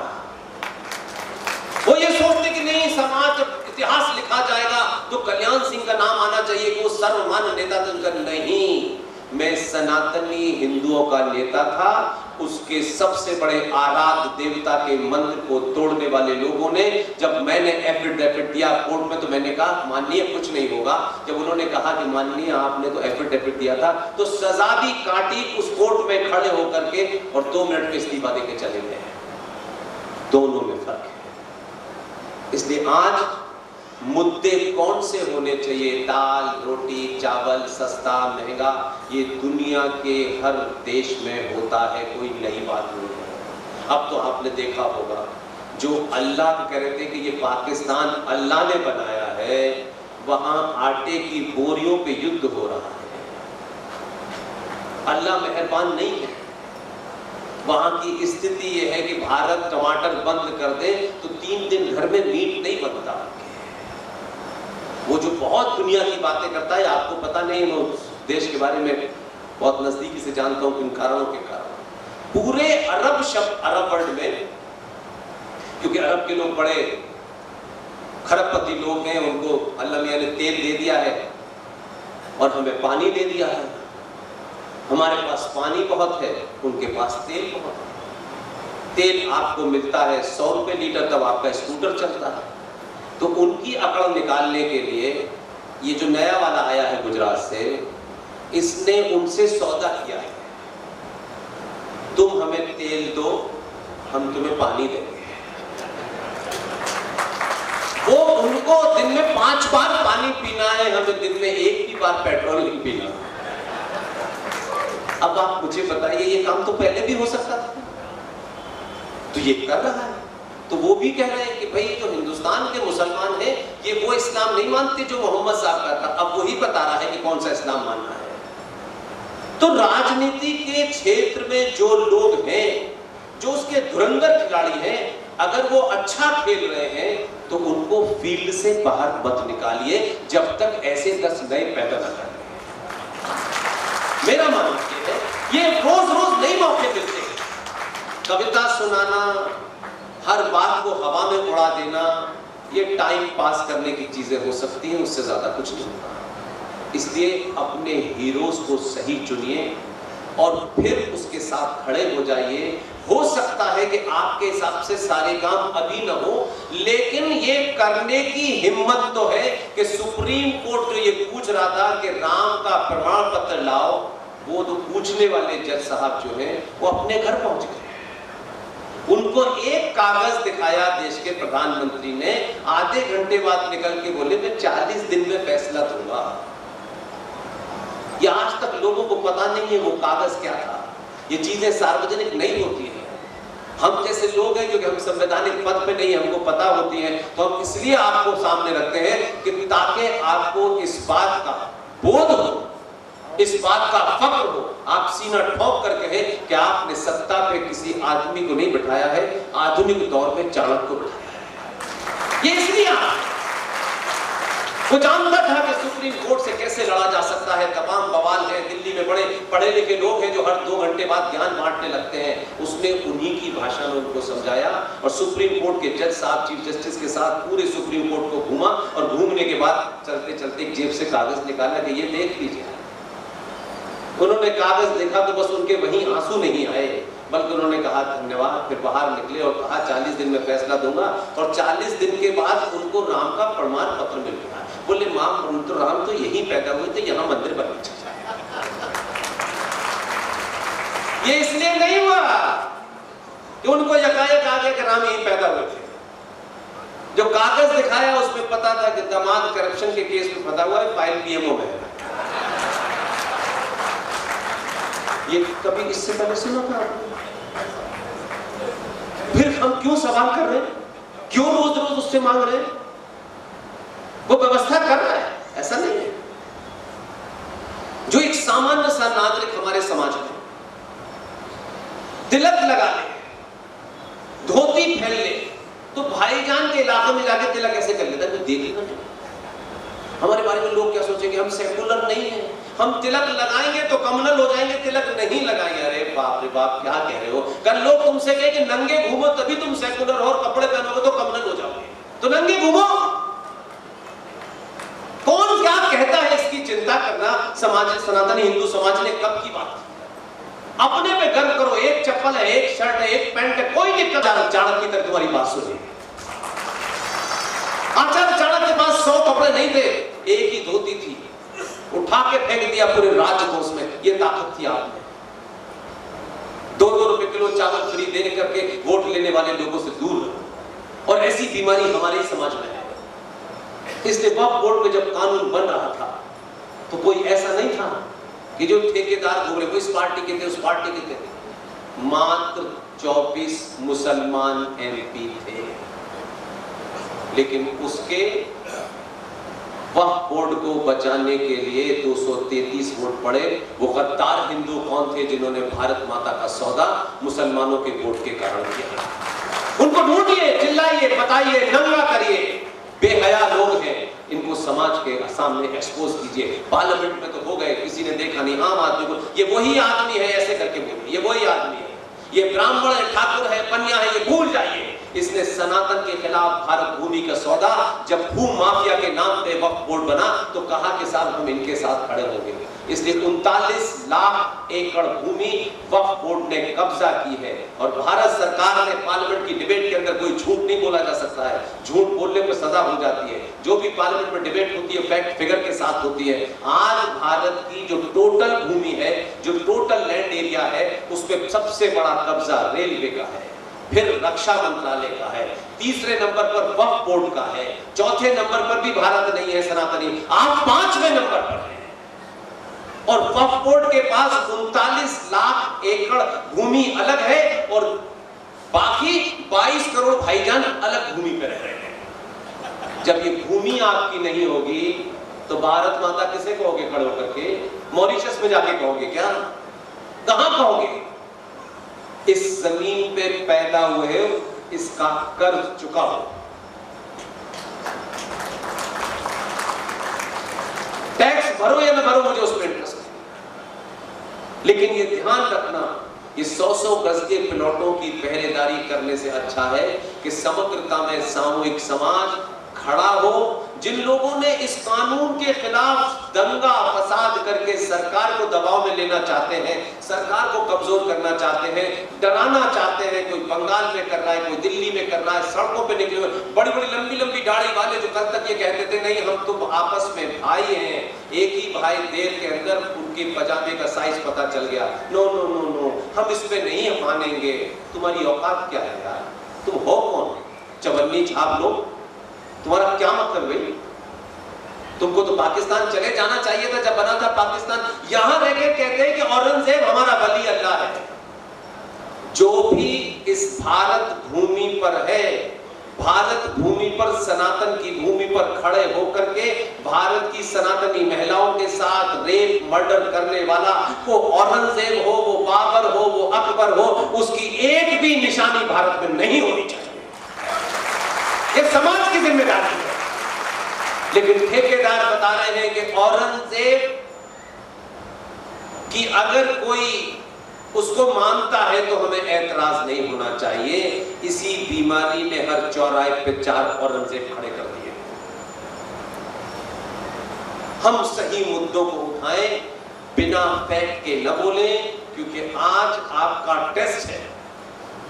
भावनाओं में बहकर के कोई बात मत बोलिए, लेकिन जब कोई बकवास करे तो मेरा आपसे निवेदन है कि इतने उसके बारे में उसको एक्सपोज कीजिए कि वो दिल चाहे जो कुछ भी बकते। मैंने सुना है कि मुंबई में एक घटिया टाइप का एक कोई आदमी है जिसे बोलने का बहुत शौक है, अपने बाप के ऊपर बोल के दिखाए, अपनी मां के ऊपर बोल के दिखाए, अगर वो सही मानों में मर्द है। मैं ऐसे घटिया लोगों का नाम यहां से लेना नहीं चाहता, लेकिन मुझे नहीं पता कि आप जानते कि नहीं जानते। ऐसा नहीं है कि मैं आपसे सिर्फ सनातन की बात करूंगा और वर्तमान में कोई घटिया है तो उसको मैं बोलूंगा। एक घटिया कोई फिल्म बनाता है, चोर चवन्नी छाप चोटा, उसकी यह हिम्मत है, इस पे किसी की प्रतिक्रिया क्यों नहीं है? छोटी छोटी बात पर आपकी प्रतिक्रिया होती है। अरे कम से कम अपनी जाति के नाम में ही प्रतिक्रिया देते थे तो भी पता चलता कि आप जिंदा हैं। कोई उसका नाम मुझे बताया गया है, मेरे साथी हैं ओम नरेश यादव, ये ऐसी चीजें पता करते रहते हैं और फिर मुझे मंच पे जाते हुए पकड़ा देते हैं कि ये मसाला है आज, ये उन्हीं ने मुझे पकड़ाया चलते वक्त। तो मैंने ना सुना क्योंकि मेरे पास समय नहीं है। पता है कि उसका नाम कोई अनुराग कश्यप नाम का कोई आदमी है। फिल्म बनाते हो तुम, फिल्म बनाओ। अगर फिल्म बनाने के बाद तुमने सामाजिक ताने बाने पे अगर गाली दी है तो गाली तुमने दलित को दी है तब भी मेरा इतने गुस्सा होगा, और ब्राह्मण को दी है तब भी उतने गुस्सा होगा। तुमने क्या बकवास की है? वो शब्द मैं इन महिलाओं के सामने इस्तेमाल नहीं करना चाहता। उसकी इतनी औकात हो गई। हम फिल्म में देखे तो साले भीख मांग रहे होते थे। तुम ब्राह्मणों को गाली इसलिए दे रहे हो, तुम्हारा कोई एजेंडा है? मैं चाहे कितना भी किसी चीज के बारे में बोलूं, अच्छा बोलूं बुरा बोलूं, बिना तथ्यों के नहीं बोलता। इसलिए मैं किसी को ये परमिशन नहीं दे सकता। उसका सार्वजनिक मंचों से प्रतिकार होना चाहिए, सिर्फ फेसबुक पे पोस्ट डालने से नहीं होगा। हैदराबाद में उसका पुतला जलना चाहिए। इसकी हिम्मत कैसे हुई कि ब्राह्मणों के ऊपर उसने इस तरीके की बात की कि क्या कहा कि मैं उनके ऊपर डैश डैश कर सकता, बोला चुप नहीं है। ये चुप्पी ही आपकी ऐसे बीमार लोगों की ताकत बढ़ाती है। ये चुप्पी आपकी उनको शय देती है कि वो किसी के खिलाफ भी कुछ बात बोले। इसलिए जब बोलने का समय है तब बोलते नहीं है, जब बोलने का समय नहीं होता तो खामखा बोलते हैं। ये किसी जाति का अपमान नहीं है, ये सनातनी हिंदू समाज के ऊपर हमला है। ब्राह्मण समाज में एक औहदा रखता है क्योंकि वो पढ़ा लिखा होता है, ज्ञान प्राप्त। आज बहुत लोग पढ़ गए हैं, इसलिए जो पढ़ लिया है, चाहे वो अंबेडकर हो, चाहे सावरकर हो, ब्राह्मण है, कर्म से ब्राह्मण। लिहाजा ब्राह्मणों को कोई गाली दे कि मैं उनके ऊपर पेशाब करता हूं, मैं उनके ऊपर ये करता हूं, अगर ये बोला तो अनुराग कश्यप, जब तक मुझ में ताकत है हर मंच से तुमको बोलूंगा और लोगों को उत्तेजित करूंगा, सड़कों पे निकले इसका इतना पुतला जलाएं कि उसको। इसमें सबको एक होना चाहिए, इसमें किसी जातिवादी का मामला नहीं है। अंबेडकर को भी कोई गाली देगा तो मैं उसी ताकत से खड़ा होता हूं। अंबेडकर से बड़ा ब्राह्मण मैंने अपने जीवन में नहीं देखा। मैं नहीं जानता कि उनकी मां क्या थी, मुझे उसमें इंटरेस्ट नहीं है। अंबेडकर को मैं उसके कर्म से देखता हूं, अंबेडकर से बड़ा ब्राह्मण नहीं था कोई। अंबेडकर ने जो मेरी सिविलाइजेशन के लिए कहा, मेरे आदर्शों के लिए किया, कोई दुनिया कर नहीं सकती। और आज के दौर में कहना बहुत आसान है, बड़ा आसान लगता है ये कर देंगे। भाई साहब, उस दौर में जब हमारे फूल वाले चचा का एजेंडा ही कुछ और था, वो उस दौर में इतना बड़ा काम कर गया, आपने देखे नहीं। अंबेडकर का कंट्रीब्यूशन है, सिर्फ संविधान लिखा नहीं है उन्होंने कि संविधान लिख दिया है। संविधान लिखने के बाद doctor B R. Ambedkar drafting committee के चेयरमैन और संविधान सभा के अध्यक्ष डॉक्टर राजेंद्र प्रसाद, जब ये बन गया, सब कुछ तय हो गया, तो देखिए कि कुछ लोग कहां से अपनी बात उठाते हैं और किस तरीके से ऐसा कहते हैं कि आपका विरोधी भी आप पे सवाल न कर सके। और शोर नहीं मचाया, कोई चिल्ला चिल्ली नहीं की, और वो करके चले गए। ये हमारे भाग में आया, इसलिए हम खुश हैं। हम इतनी ही बात से खुश हैं कि ये हमारे भाग में आया कि इसके बारे में हम दुनिया को बताएं।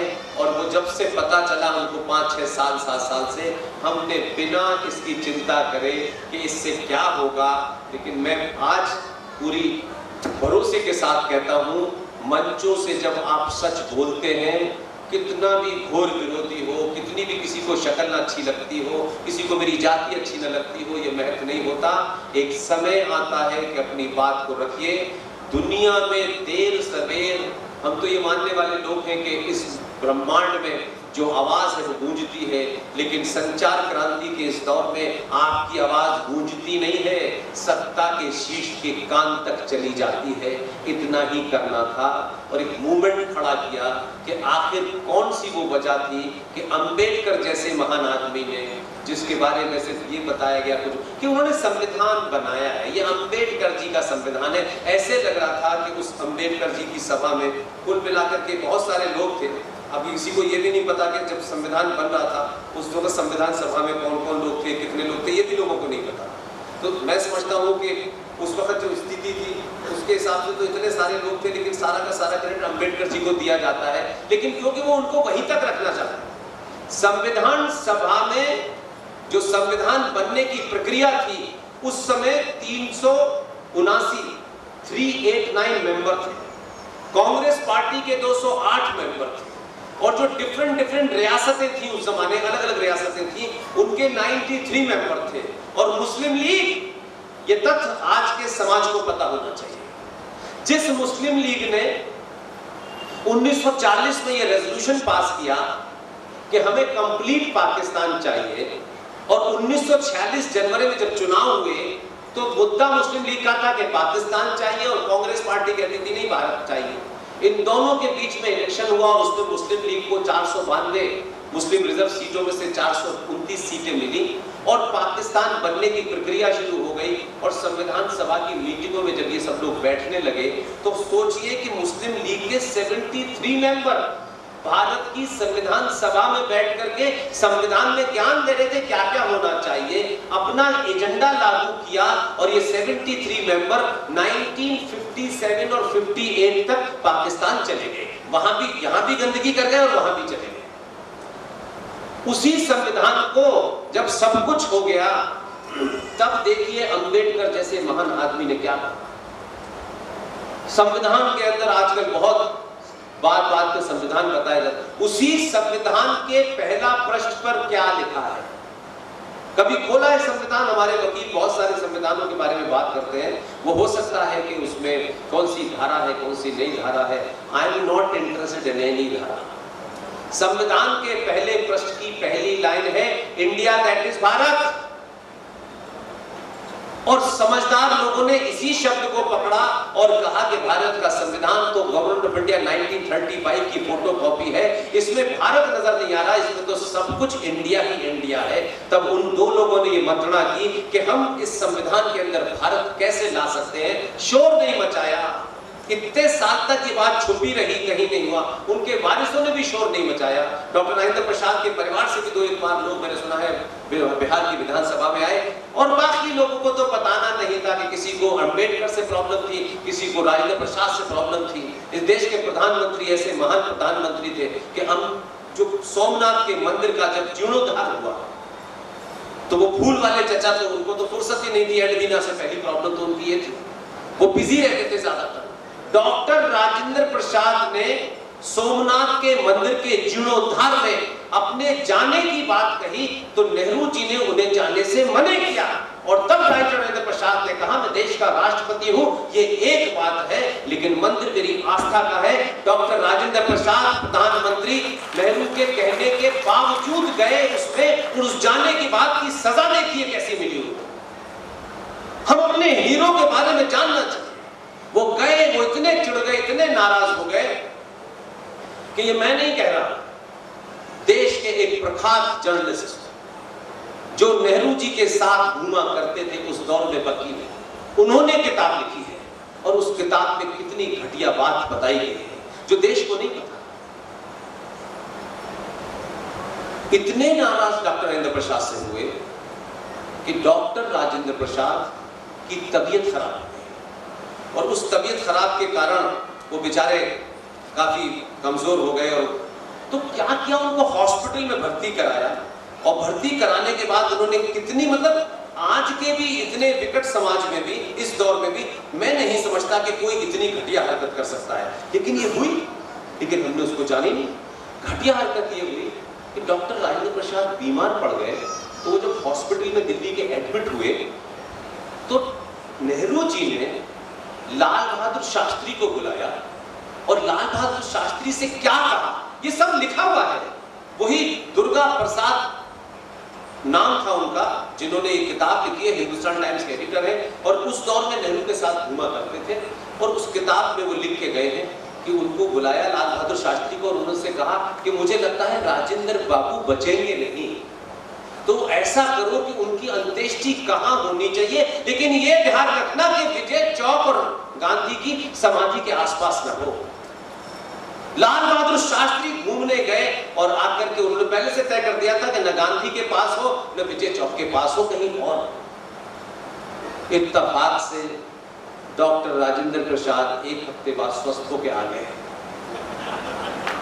उनका दिल नहीं भरा। घटियापने का लेवल बता रहा हूं मैं, ऐसे ऐसे लोग आपकी राजनीति में चरण पर बैठे हुए थे, बीमार थे। उनको यहां से हटा करके बिहार के सदाकत आश्रम, जो कांग्रेस पार्टी का ऑफिस है, वहां भेज दिया। उस सदाकत आश्रम के ऑफिस में सालों से सीलन और पानी टपकता था। उनको दमे की मरीज थे, उनकी डेथ हो गई। उनकी डेथ हो गई तो उस समय देश के राष्ट्रपति एक दूसरे राष्ट्रपति थे, उनको उनकी अंत्येष्टि में नहीं जाने दिया। वो चले गए तो उनसे नाराज हो गए। ऐसे लोग आपकी सत्ता पर बैठे थे। लेकिन उस डॉक्टर राजेंद्र प्रसाद का और अंबेडकर का कंट्रीब्यूशन मेरे और आपके लिए, उन तमाम लोगों के लिए, साधु संत महंत जो पंडित हैं, जो पुजारी हैं, उन तमाम सारे लोगों के लिए ये गर्व की बात होनी चाहिए, एक आम हिंदुस्तानी की गर्व की बात होना चाहिए कि उन्होंने जब ये कहा कि संविधान में भारत नहीं नजर आता है, सिर्फ इंडिया नजर आता है, तब उन दोनों ने तय किया कि किसी तरीके से भी जो हमारी हजारों साल की सभ्यता रही है, उस सभ्यताओं में समय समय पर किसने कैसे राज किया, उस सभ्यताओं के क्या चिन्ह हो सकते हैं, क्योंकि अब इसमें लिखा पढ़ा नहीं जा सकता है कि संविधान कंप्लीट हो गया है, तो क्या हम चित्रों के माध्यम से हजारों साल पुरानी सभ्यता को इसमें डाल करके जीवित कर सकते हैं। और दोनों आदमियों ने मंत्रणा की और बंगाल के एक बहुत बड़े शांति निकेतन में एक आर्टिस्ट थे जिनका नाम नंदलाल बोस था। नंदलाल बोस को चुपचाप बुलाया गया और कहा कि 24 घंटे से 48 घंटे आपको देते हैं हम लोग, ये संविधान आप देख लीजिए और इस संविधान के चैप्टर पढ़िए और इन चैप्टर से फिर विजुलाइज कीजिए, इमेजिन कीजिए कि हजारों साल पहले हमारी सभ्यता में कैसे कैसे ये काम होता था, उन सभ्यताओं के क्या क्या चिन्ह हो सकते हैं, उन चित्रों के चित्र बनाइए। नंदलाल बोस के 21 साल के सबसे छोटे उनके पेंटर थे, उनको ज्यादा काम करने को मिला और कुल मिलाकर के 26 चित्र बने। उन 26 चित्रों में से 6 चित्र इस्तेमाल नहीं हुए, 22 चित्र बने। भारत के ओरिजिनल संविधान के पहले पृष्ठ पर सनातनी हिंदुओं, आपके उस संक्रमण काल में जब एक से एक महान आदमी पैदा था, तब भी दो लोगों ने अपनी ताकत पर, क्योंकि उनका कन्विक्शन था, आज का कोई होता तो कहते इसमें कितने पैसे मिलेंगे, कितने वोट मिलेंगे, फायदा होगा कि नहीं होगा, मेरा बेटे को बनाओगे कि नहीं बनाओगे। उस परिवार के दोनों लोगों का एक भी आदमी मुझे नजर नहीं आता। दोनों ने इसको तय किया और उसके बाद उनको दे दिया। और उस भारत के संविधान के पहले पृष्ठ पर ये जो आप आजकल बनारस के अंदर ज्ञान व्यापी नाम की एक जगह देख रहे हैं, और हिंदुओं कभी कभी शब्दों का प्रयोग गलत मत किया करो। ज्ञान व्यापी मंदिर को जिहादियों ने पिछले 50 साल से रोज सुबह शाम कहते हुए ज्ञान व्यापी मस्जिद, ज्ञान व्यापी मस्जिद। मुझे बताना कौन सी कुरान मजीद में ज्ञान का संबंध मस्जिद से है? ज्ञान का मस्जिद से क्या संबंध है? लेकिन ज्ञान व्यापी मंदिर को आपने ज्ञान व्यापी मस्जिद कहा, और उस ज्ञान व्यापी मंदिर के अंदर जो वहां टीम लगी हुई थी, जब उसने शिवलिंग ढूंढा तो शिवलिंग वो 90 फीट गहरा शिवलिंग है, और उस शिवलिंग के सामने जो नंदी बैठा हुआ है 550, 600, 700 साल पुराना, उसी शिवलिंग की तस्वीर भारत के संविधान के पहले पृष्ठ पर बन रही है। और उन 22 चित्रों में से कोई ऐसा नहीं था कि डॉक्टर राजेंद्र प्रसाद ने कहा नहीं मेरा भी डाल दो और अम्बेडकर की तस्वीर डाल दो। नहीं, उसी संविधान के 5वें पृष्ठ पर पुष्पक विमान से मां सीता, लक्ष्मण और राम की तस्वीर है। उसी संविधान के अंदर छत्रपति शिवाजी हैं, उसी के अंदर सुभाष चंद्र बोस है, उसी में रानी लक्ष्मीबाई है। कौन नहीं है उसमें? उस पूरे संविधान में आपकी संस्कृति को जिंदा कर दिया। किसी संविधान जो अंग्रेजों की बात बनाए हुए पे हमने कोई काट छांट की थी, लेकिन हमारे असली आदर्श वो हैं और वो संविधान बना के चले गए। ये जो आजकल एक आदमी दाढ़ी बढ़ा करके लाल रंग का एक संविधान लेके घूम रहा है, मुझे अभी तक वो कॉपी नहीं मिली कि इतना पतला संविधान भारत में कब छपा है। वो हर बार दिखाता है ये संविधान है, ये संविधान है, ये संविधान है। पता नहीं उसमें अपने धुलने के कपड़ों का नंबर लिखा है, 2 पजामे 2 कुर्ते 2 अंडरवियर, ये लिखा हुआ है, इसका पता नहीं क्या है। वो फिर भी दिखाता है कि उससे कहो कि संविधान जिसकी तुम कॉपी दिखा रहे हो, उस संविधान के अंदर तुम्हारे पूर्वजों ने षड्यंत्र करके संविधान में उन तस्वीरों को निकाल करके दूसरा संविधान छापा और वो खत्म कर दिया था कि लोग अपनी उस सिविलाइजेशन में ना जुड़े। लेकिन मैंने फिर कहा, व्यक्ति भी आते हैं, व्यक्ति भी चले जाते हैं। उस समय के दौर में, उस समय अंबेडकर साहब ने, डॉक्टर राजेंद्र प्रसाद ने इतना बड़ा काम किया, नहीं सोचा होगा उन्होंने कभी कि भारत के सनातनी हिंदू इतने सोए हुए हिंदू होंगे कि कब ये तस्वीरें गायब हो गई, क्योंकि उनको तस्वीरों से क्या लेना था। आटा सस्ता है कि नहीं, चावल सस्ता है कि नहीं, हमें ये मिला कि नहीं मिला, वो ये नहीं जानते थे कि हमारे वंशज ऐसे होंगे। लेकिन देखिए कि ये सत्ता का खेल नहीं है, ये राष्ट्रों के जीवन में जो मूवमेंट आता है जिसकी मैं बात कह रहा हूँ, वो सबको किसी को पता ही नहीं था। जिस दिन से हमको पता चला कि उसमें नंदलाल बोस के जो सबसे कम उम्र के एक साथी थे जिनका नाम राम मनोहर सिन्हा था, वो जबलपुर के रहने वाले थे। जबलपुर की एक स्पीच में उनके परिवार को पता चला कि मैं कुछ ऐसा बोल रहा हूं, वो मुझे लेके गए और 2007 में राम मनोहर सिन्हा का देहांत हुआ और देहांत होने से पहले अपने बेटे को उस पूरी कथा को रिकॉर्ड करके गए। उन्होंने मुझे सुनाया, एक ही बार के बाद पूरी कथा मुझे याद हो गई और उसमें यह किया गया कि जब वो सब कुछ बन गया और सारे चित्र लग गए, अब आपको मैं एक बड़ी स्पिरिचुअल बात कहता हूं।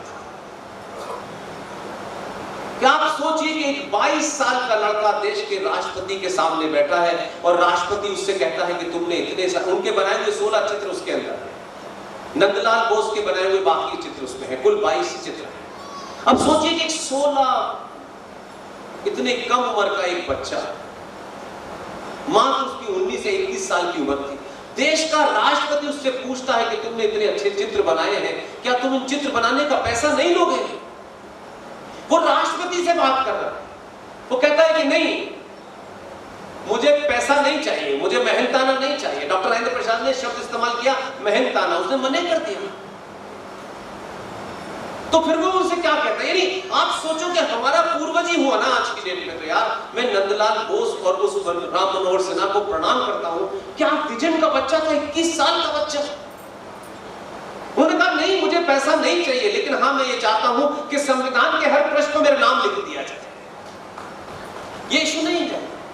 अभी भी उस बच्चे की विजन को देखिए कहां लेके गया, कितना राष्ट्रपति से बात करते वक्त क्या उसका कॉन्फिडेंस रहा होगा। ये कॉन्फिडेंस जब भी होता है जब सामने वाले से कुछ लेने की तमन्ना नहीं होती है। उस बच्चे ने उनसे कहा कि हर प्रश्न पे नाम लिख दीजिए। किस तरीके से एक 21 साल का बच्चा, देश के पहले राष्ट्रपति जो इतने महाज्ञानी थे, उनसे कम्युनिकेट करते करते उसने कुछ नहीं कहा। जैसे उन्होंने कहा अच्छा तुम्हारा हर प्रश्न पे नाम लिख देंगे, तो एकदम जैसे वो शुरू किया उन्होंने कहा नहीं नहीं नहीं, मेरा किसी पन्ने पे नाम मत लिखिए। उसका जब आज मैं सोचता हूं कि ये मेरे पूर्वज थे, ये बोल के मुझे आज भी गर्व होता है। जैसे ही डॉक्टर राजेंद्र प्रसाद ने कहा तुम चाहते क्या हो, तो मालूम उसने क्या कहा? उसने कहा कि भारत के संविधान का जो पहला प्रश्न है जिसे प्रियम्बल कहते हैं, उसमें जो बेल बनी हुई है उसमें हाथी है, उसमें शेर है, उसमें मोर है। उसने कहा सिर्फ इस लाइन के अंदर मेरे नाम का सिर्फ राम लिख दीजिए, बाकी छोड़ दीजिए। आज की जनरेशन को जब ये नहीं पता होगा कि राम मनोहर सिन्हा कौन था, तो भी उसको ये सोचा होगा कि मैं तो चला जाऊंगा, लेकिन राम शब्द भारत के संविधान के पहले पृष्ठ पे लिखा हुआ है। ये विजन है, हम उनके वंशज हैं, हम चाटुकार दलालों के वंशज नहीं हैं। और सोचिए उस चित्रों को निकाल दिया गया। कोई बोला मुझे बताइए पिछले 50 साल के संदर्भ में चित्र कैसे गायब हो गए? हर बात का सवाल करो। उस वक्त आपके थे लोग, ऐसा नहीं है कि आज ही आपकी गिनती बढ़ गई है। उस वक्त भी थे, 2 थे, 1 थे ना। तब भी किसी ने नहीं पूछा। लेकिन क्या समय आता है, कैसे आता है, इसका इंतजार करना चाहिए। नई संसद बनी, भारतीय राजनीति के 3 महापुरुष जो मेरे लिए हो सकते हैं लोग पार्टी के लाइन में ले, मुझे उसमें कोई इंटरेस्ट, मेरी कोई पार्टी नहीं मेरे भाई। सरदार पटेल, स्वतंत्र वीर सावरकर, सुभाष चंद्र बोस, ये 3 मेरे आदर्श। पूरा देश इनके बारे में बहुत कुछ अच्छा बोलता है, लेकिन इनके लिए किया कुछ नहीं, हम करा कुछ नहीं। वोट देते वक्त तो हम फूल वाले चचा के पैरों में ही गए, अब उन्हीं के वंशज को देने में लगे हुए। वो 100 पे आ गया इस बार, मैंने सोचा। लेकिन आप सोचो कि कैसे लोग थे कि वो ये करके चले गए। 2014 में उसी संसद के अंदर वो बड़े विद्वान हैं, बड़े पढ़े लिखे हैं। पढ़े लिखे होने से संसद का कोई लेना देना नहीं है, बड़ी कविताएं सुनाने से संसद का कोई लेना देना नहीं है। ये टाइम पास करना है। आपने अपने दौर में सिविलाइजेशन के लिए क्या किया, मेरे लिए ये महत्वपूर्ण है, जो 100 हजारों साल तक जिंदा रहेगी। आपने वो सब नहीं किया। गीत कहानी किससे खूब सुनाए।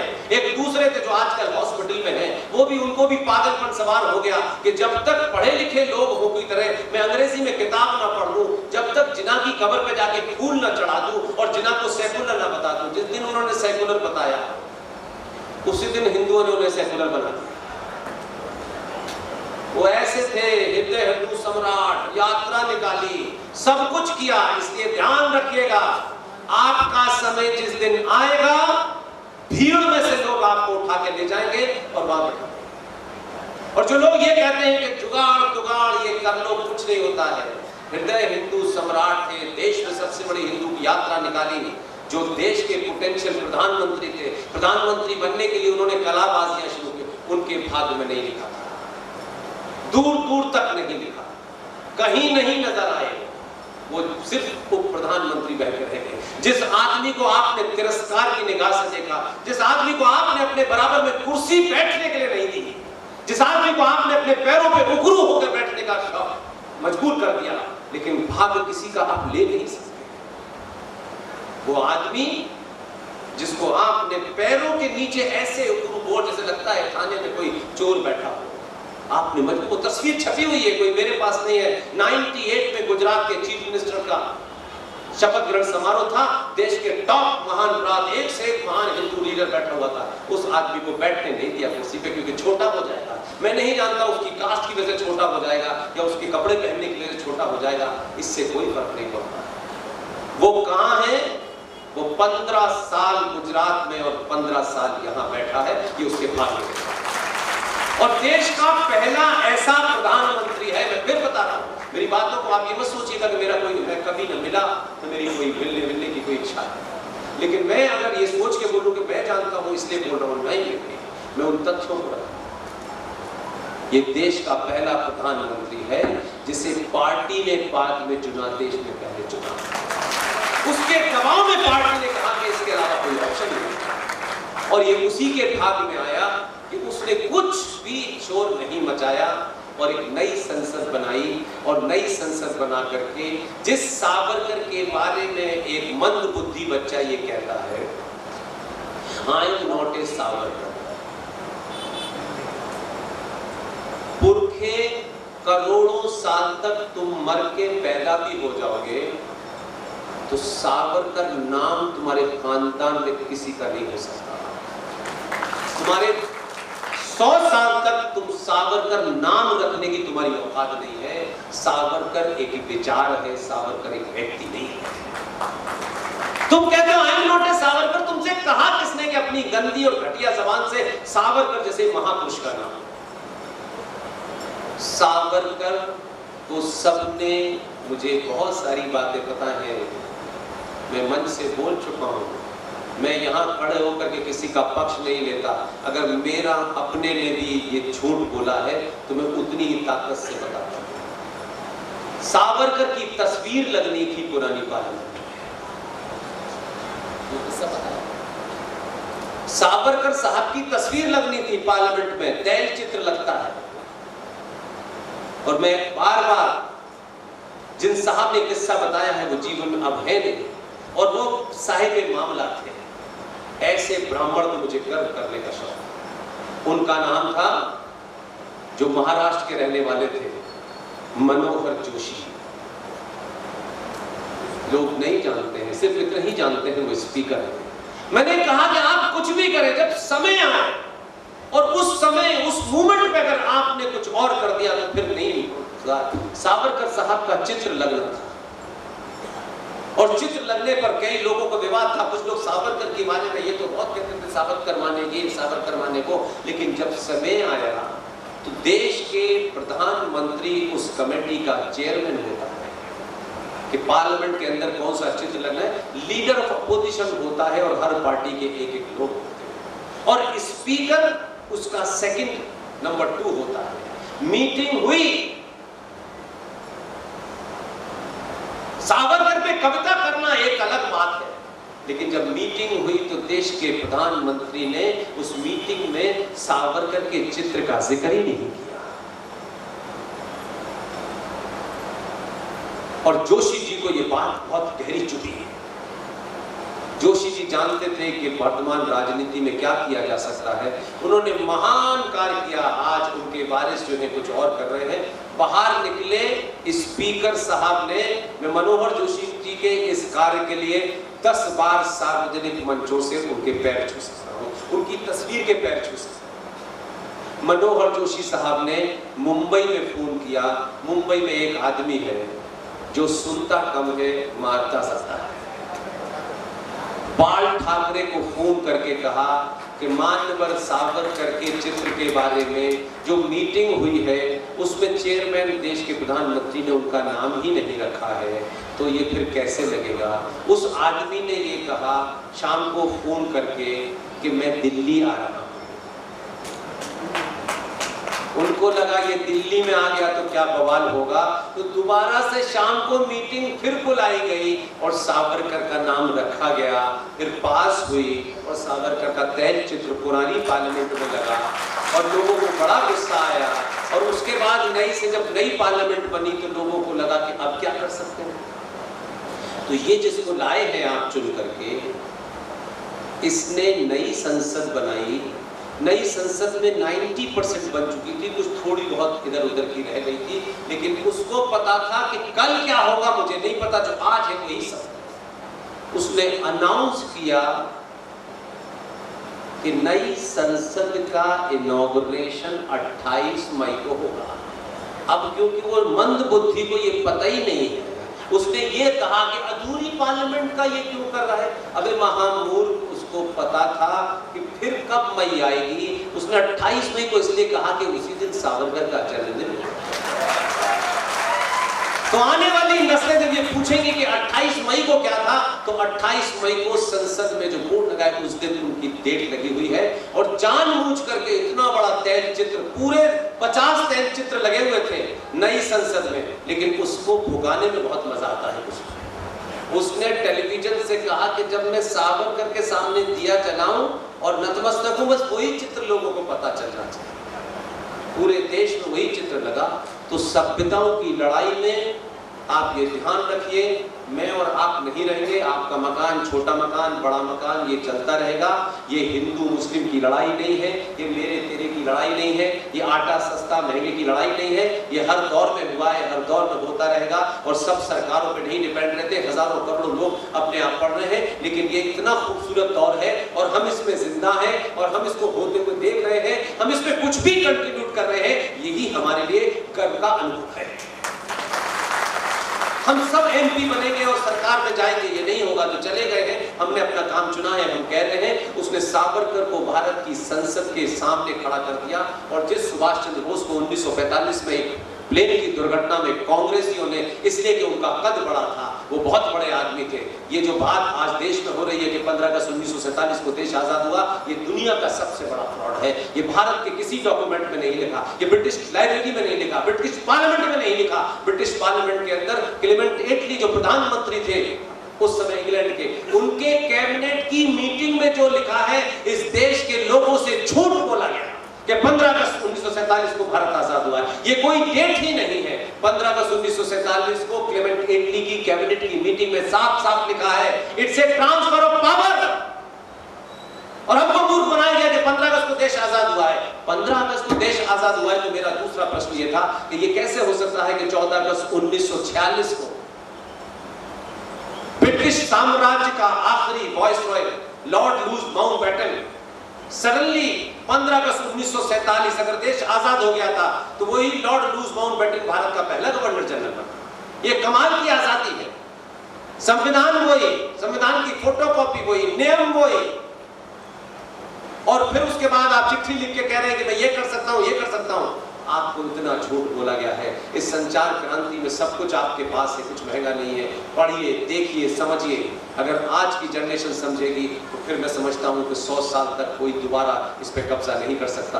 जो ये सुबह से शाम तक आपको डराते रहते हैं, किताब आसमान से आई है, कॉरियर बताते नहीं है, अलग अलग इनकी तो खोपड़ी कहते हैं, ये जमीन चपटी है। जमीन चपटी नहीं, तुम्हारी खोपड़ी चपटी है यार, इनके कुछ चीज रुकती नहीं कि तुम्हारी बीमारी है यार। और कमाल के हैं ये, ऐसे लोग मिलेंगे जो पूरे कॉन्फिडेंस के साथ ऐसी बातें कहें जिसको जो शेख चिल्ली भी नहीं कह सकता। ये जो पहाड़ है ना, ये पेपर वेट है, ये नहीं होते तो उड़ जाती जमीन।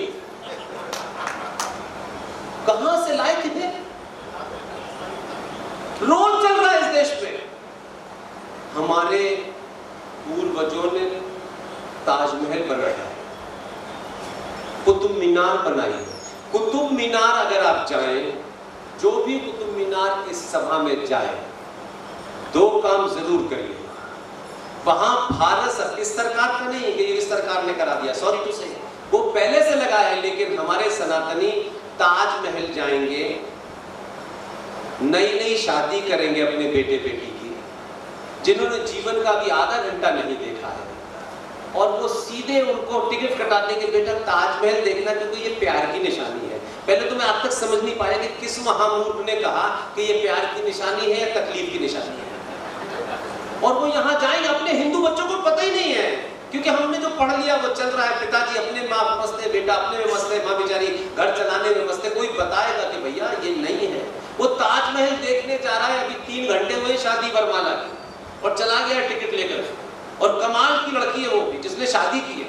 ताजमहल के सामने दोनों बैठ रहे, इतने खुश है कि यही मुमताज और चाचा। और उसमें वो बेटी क्या पूछती है, उसको कॉन्शियसनेस ही नहीं है कि वो उसके घर में। वो कहती है तुम भी बनवाओगे, अभी 2 घंटे हुए शादी, अभी कहीं शुरू हो, वो अभी से पूछ रहे कि तुम भी बनवाओ। अगर सास ने और ससुर ने पैसे न दिए होते तो वो लड़का ताजमहल नहीं जा सकता था।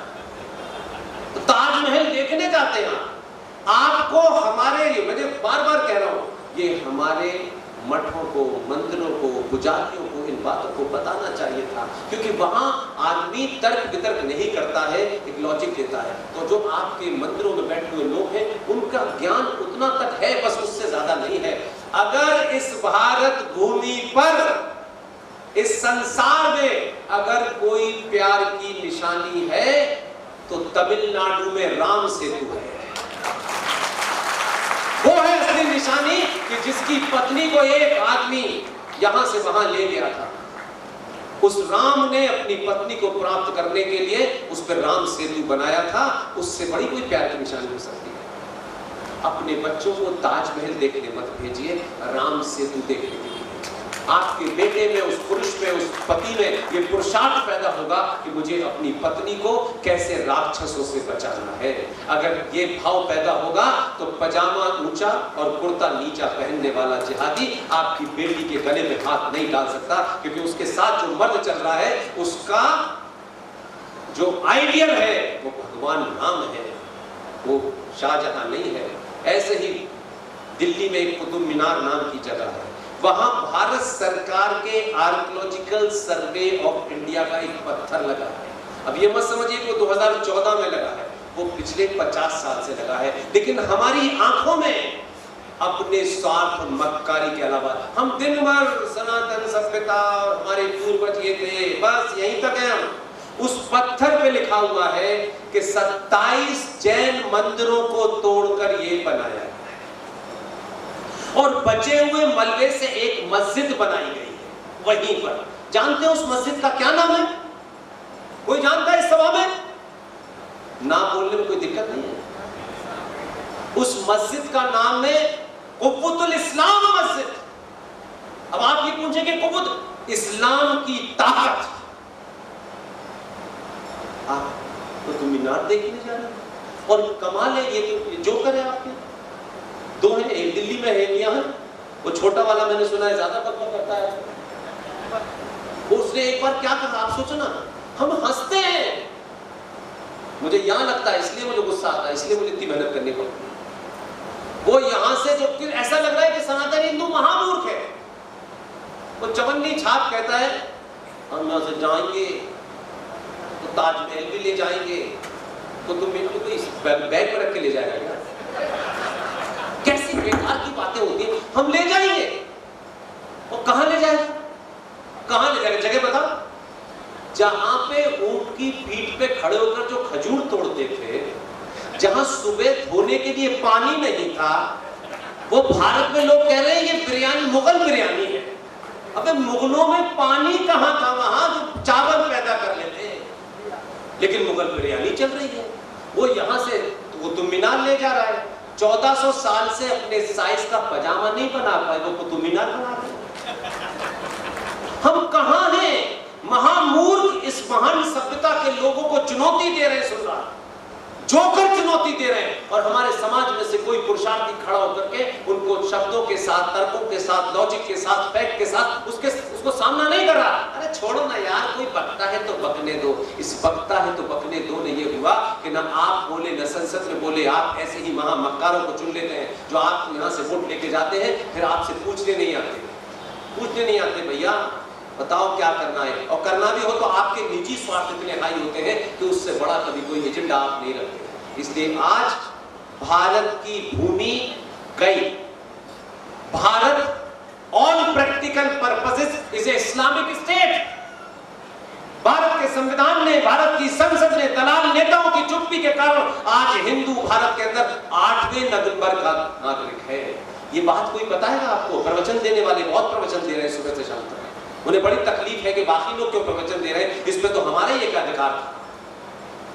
नहीं पूछेंगे सर, जिस भारत को आप सुबह से शाम भारत माता कहते हैं, ये आपकी है। आपको अंदाज ही नहीं, क्योंकि आप जमीन पे देखना नहीं चाहते। आप सोचते हैं मेरे 100 गज का मकान ठीक है, शर्मा जी के यहाँ क्या हो गया तो मुझे कोई मतलब नहीं है। शर्मा जी की तकलीफ और रामलाल की तकलीफ अगर जिस तब तक एक नहीं होगी, आप कभी बड़ी लड़ाई नहीं कर सकते। आपका सारा कंपटीशन शर्मा जी और ठाकुर साहब से है। 3 गाड़ियां हैं, 4 गाड़ियां हैं, ये कंपटीशन मत करो। आपने शादी को एक सौदा बना दिया है। इतना सोना देंगे, वो नामर्द है जो सोना लेकर के आपकी बेटी ले रहा है। वो सोने को बचाएगा, आपकी बेटी को नहीं बचाएगा। अपनी बेटियों से घरों में बात कीजिए, हर भाषण में बोलता है, बेटियों के साथ इंटरेक्ट कीजिए। आपकी बेटी के शरीर में, आपकी बेटी के मन में बहुत सारे बदलाव हो रहे हैं, उसके अंदर नई नई सोच पैदा हो रही है। उनका सही जवाब नहीं मिलेगा तो राशिद भाई बाहर कलावा बांध के खड़े होंगे और आप बात नहीं करेंगी, आपका भाई बात नहीं करेगा, पिता पैसे कमाने में लगा रहेगा, वो बेचारी किसी राशिद भाई के झांसे में आ जाएगी, और जब तक वो समझ पाएगी तब तक सब कुछ लुट चुका होगा। आप अपने घरों में अपनी बेटियों से बात करें, उनकी बात सुने, अपनी बात न सुनाएं। और अगर आपको लगता है कि अगर आप ये कर सकते हैं तो करिए। मैं भाइयों से कहता हूं तुम गर्लफ्रेंड बनाओ, 5-5 बनाओ, 4-4 बनाओ, मुझे कोई फर्क नहीं पड़ता। लेकिन जिस दिन सगा भाई अपनी बहन से ये कहेगा कि शहर में ये पिक्चर आई है, मैं सिर्फ तेरे साथ देखूंगा, तो कोई माई का लाल राशिद उसको बेवकूफ नहीं बना सकता। आप फिल्में देखिए, कुछ भी देखिए, लेकिन बेटी के साथ इंटरेक्शन है ही नहीं। आप सिर्फ बेटी को ही सारा ज्ञान, बेटी को ही ये करना है, ये नहीं करना है, ये ऐसा नहीं करना है, मत करो भाई। बेटी बेटे के शरीर में बदलाव हो सकता है, शरीर अलग हो सकते हैं, सोचने की, इच्छाओं की एक ही चीज होती है। आप जब तक आप बात नहीं करते हैं वो अकेली महसूस करती है, दुनिया में बदले हुए बदलाव को देखती है, इधर उधर भटक जाती है, और जब वो कुछ सब कुछ हो जाता है तब आप चलते हैं, फिर कहते हैं इनको घर वापस लाओ। इतनी गरीबी के बाद पंचर जोड़ने वाले की बेटी क्यों नहीं बैठ करके किसी के साथ चली जाती? और आपके यहाँ सुबह राम की कथा हो रही है, पाठ हो रहा है, आपकी बेटी एक रिक्शे वाले के साथ, एक टैक्सी वाले के साथ चली जाती है। कभी इस पे भी ध्यान दो कि आखिर ये ऐसा हो क्या रहा है? क्यों हमने शादी को एक ऐसा मुसीबत का एजेंडा बना दिया है कि गोत्र नहीं मिल रहा है? गोत्र मिलने का मत ढूंढिए, ये ढूंढिए जो हमने सोच रखा है। शादी में लड़के वाला कार दे रहा है, ये दे रहा है, वो मिलने वाला है। कार से, कंप्यूटर से, साइकिल से, फ्रिज से आपकी बेटी का कुछ नहीं होने वाला। आप जब लड़का अपनी बेटी के लिए देखें, उसका क्या गोत्र है वो आप जाने, मुझे उसमें कोई इंटरेस्ट नहीं है। आप सिर्फ एक ही बात ध्यान रखें, अपनी बेटी के लिए एक ऐसा पुरुषार्थी चुने जो सड़क पे चलने वाले जफर भाई उसके गले की तरफ अपना हाथ बढ़ाए तो वो पुरुषार्थी पति उसका हाथ तोड़ के उसके हाथ में दे दे। ऐसा मर्द चुनिए उसके लिए। 4 गाड़ियों वाला पति अपनी पत्नी को छोड़ के भाग जाएगा क्योंकि उसे कार से ज्यादा प्यार है, पत्नी से नहीं है। इसलिए बहादुरों को चुनिए। बहादुर किसी भी कम्युनिटी में हो सकता है। ब्राह्मण 2 हैं, 2 ब्राह्मण हैं भारत के इतिहास में। मैं दोनों को सामने खड़ा करता हूं, आपके सामने वो मिसाल रखता हूं। रावण क्या थे? उच्च कोटि का ज्ञानी, इसमें कोई गलत बात है? शुद्ध ब्राह्मण थे। रावण ब्राह्मण थे ना बेटा, थे कि नहीं थे? हैं? महाज्ञानी थे, बहुत पढ़े लिखे थे, बहुत ज्ञान था। हमने किसी ने देखा रावण को सीता को उठाते हुए? हमने तो नहीं देखा, सुना है ना। लेकिन हमारी परंपरा रिटिन में नहीं थी, ओरल परंपरा थी। तो हमें यह बताया गया कि रावण ने उस समय की मर्यादाओं का उल्लंघन करके किसी पत्नी का अपहरण कर लिया। हमें यह बताया गया, हमने देखा नहीं है। लेकिन आज भी हजारों साल हो गए इस घटना को। हमारी दादी नानी ने बताते बताते आज हम यहाँ तक आ गए कि रावण ने किसी दूसरे की पत्नी का अपहरण किया, जो उस समय की मान्यता और परंपराओं का उल्लंघन उसने किया। लेकिन ये भी बात सच है, एक तरफ उसने ये किया लेकिन वो परम ज्ञानी भी था कि नहीं ज्ञानी था। लेकिन मैं उस कास्टवाद पे हमला करना चाहता हूँ जिसको लेकर के लोग यहाँ माथे पे रख के सुबह शाम घूमते रहते हैं। रावण 24 कैरेट का ज्ञानी ब्राह्मण था, लेकिन रावण से अपने जीवन में एक कृत्य यह हुआ कि उस समय की मान मर्यादाओं का उल्लंघन करते हुए उसने किसी की पत्नी का अपहरण कर दिया। आज भी 2025 के भारत में न हमने रावण को देखा, न सीता को देखा। हमने सुना है माँ से, दादी से सुनते सुनते हम इतने बड़े हो गए। इसके बावजूद आज भी रावण अपने कृत्य के कारण चौराहे पे जलाया जाता है। और एक दूसरा ब्राह्मण है परशुराम, हाथ में फरसा लिए रहता है। परशुराम अपने कृत्य के कारण 2025 के मंदिर में पूजे जाते हैं। और जो जात के ऊपर बात ध्यान करते हैं, मैं उसी पे हमला कर रहा हूं। रावण को किसने मारा था? भगवान राम ने। आज के परिप्रेक्ष्य में राम की क्या जाति हुई? क्षत्रिय हुई कि नहीं हुई? मंदिर में उस पुजारी को बेचारे को नहीं पता, न वो शायद ये सोचना चाहता। वो कितना प्योर थॉट का पुजारी है, तो पूजा करा ब्राह्मण है, लेकिन उसके मन में एक बार भी ये नहीं आया कि जिसने एक ब्राह्मण की हत्या की, जिसने एक रावण की हत्या की, मैं उसकी पूजा क्यों करूं?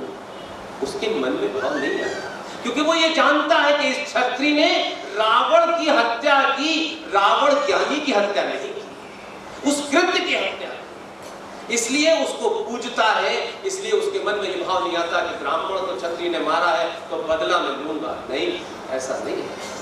और वही ब्राह्मण जो मंदिर में पूजा कराता है, आप हो सकता है कहीं विवाद कोई करोड़ों में हो जाए, आप उसको एक मिसाल बना दें, वही पंडित 24 कैरेट का ब्राह्मण पूजा कराता है आप मुझे ये घटना कहीं बता दीजिए कि 1 किलोमीटर लंबी लाइन में खड़े होकर के जब कोई प्रसाद लेने आता है तो वो उससे ये पूछता है कि तुम बताओ तुम दलित हो तो हाथ से दूंगा नहीं, उसने आज तक नहीं पूछा।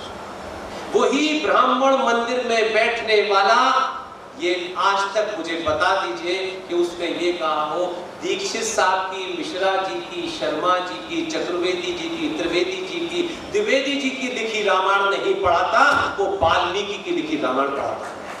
ये भारत है, ये भारत का संविधान है। जिन दलालों ने इसमें अमेंडमेंट किए हैं वो आपको बताते हैं कि आपकी जाति क्या है और जाति तय करते हैं। हमारा समाज, हमारी सभ्यता, हमारा सनातन किसी को जाति से नहीं पहचानता था। जो शूरवीर है वो कोई भी हो, वो शूरवीर है, वो क्षत्रिय है। इसलिए इस दौर में कम से कम 2025 में ये यात्रा में अनेक लोग लगे हुए हैं, अलग अलग तरीके से लगे हुए हैं। राजनीति एक छोटी सी चीज है जो 5 साल में आपके पास आती है। 5 साल में जितने भी आपको अपने निजी काम करने करिए, ये स्वार्थ वो स्वार्थ, कोई नहीं पूछ रहा। क्या आप यहाँ से उठे? और ये बात मैं इसलिए कह रहा हूँ कि इस सभा में एक शब्द लिखा हुआ है लोक कल्याण। इसलिए कह रहा हूँ कि आपके नेता ने कोई एक कुर्सी हेडमास्टर की क्या, एक चपरासी की कुर्सी नहीं छोड़ता है।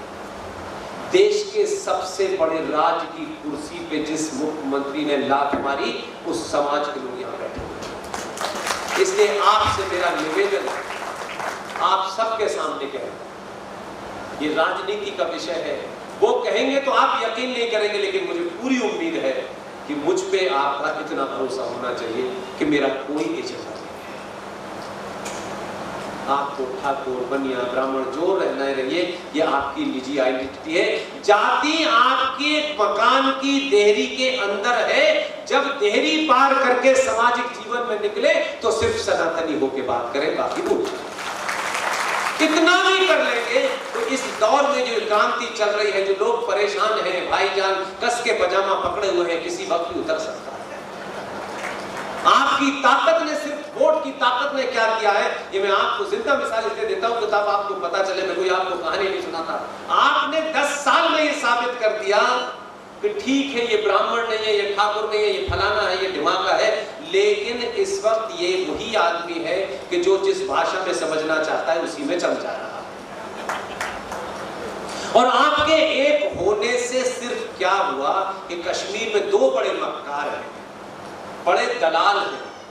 दोनों को जब ये पता चला कि दिल्ली में बात बदल गई है और फूल वाले चचा अब नहीं है, तो उन्होंने अपनी किताबें ढूंढी, बाप दादाओं की ढूंढी, कुएं में जो फेंक दी थी वो निकाली, और अब ये कह रहे हैं, वो फारूक अब्दुल्ला कह रहा है कि 1722 में मुझे पता चला कि मेरे पूर्वज राघोराम कौल है। एक वो आदमी जो यहां से दिल्ली से गया, उसका नाम है गुलाम नबी, पहले उसका नाम था भगवान दास। उसने भी ढूंढ लिया, बोले नहीं ये तो बाद में हम लोग कन्वर्ट हो गए। अबे यही तो हम कह रहे थे, ये तब समझ में नहीं आ रहा था। और कहते हो मुसल्लत ईमान वाले, अबे कैसे मुसलमान हो तुम, कहां से आए मुसलमान? मुझे बताइए, आप पैदा हुए, हम सब मां के पेट से पैदा हुए, बाल यहाँ आए, कान यहाँ आए, आंख यहाँ आए, नाक यहाँ आए, सब वैसे ही है ना, वैसे ही उनका भी कोई कहीं कुछ उसमें बदलाव है। तो हमने तो सवाल नहीं किया कान अल्लाह में नहीं हाथ क्यों लगाया, हमने तो नहीं सवाल किया ना। तुम कहते हो अल्लाह, हम कहते भगवान। मैं एकदम प्रैक्टिकल बात कह रहा हूँ, कोई और दूसरी बात नहीं कह रहा। अगर हम जैसे आए हैं वैसे ही चले जाते हैं। तुम्हें अल्लाह मियां ने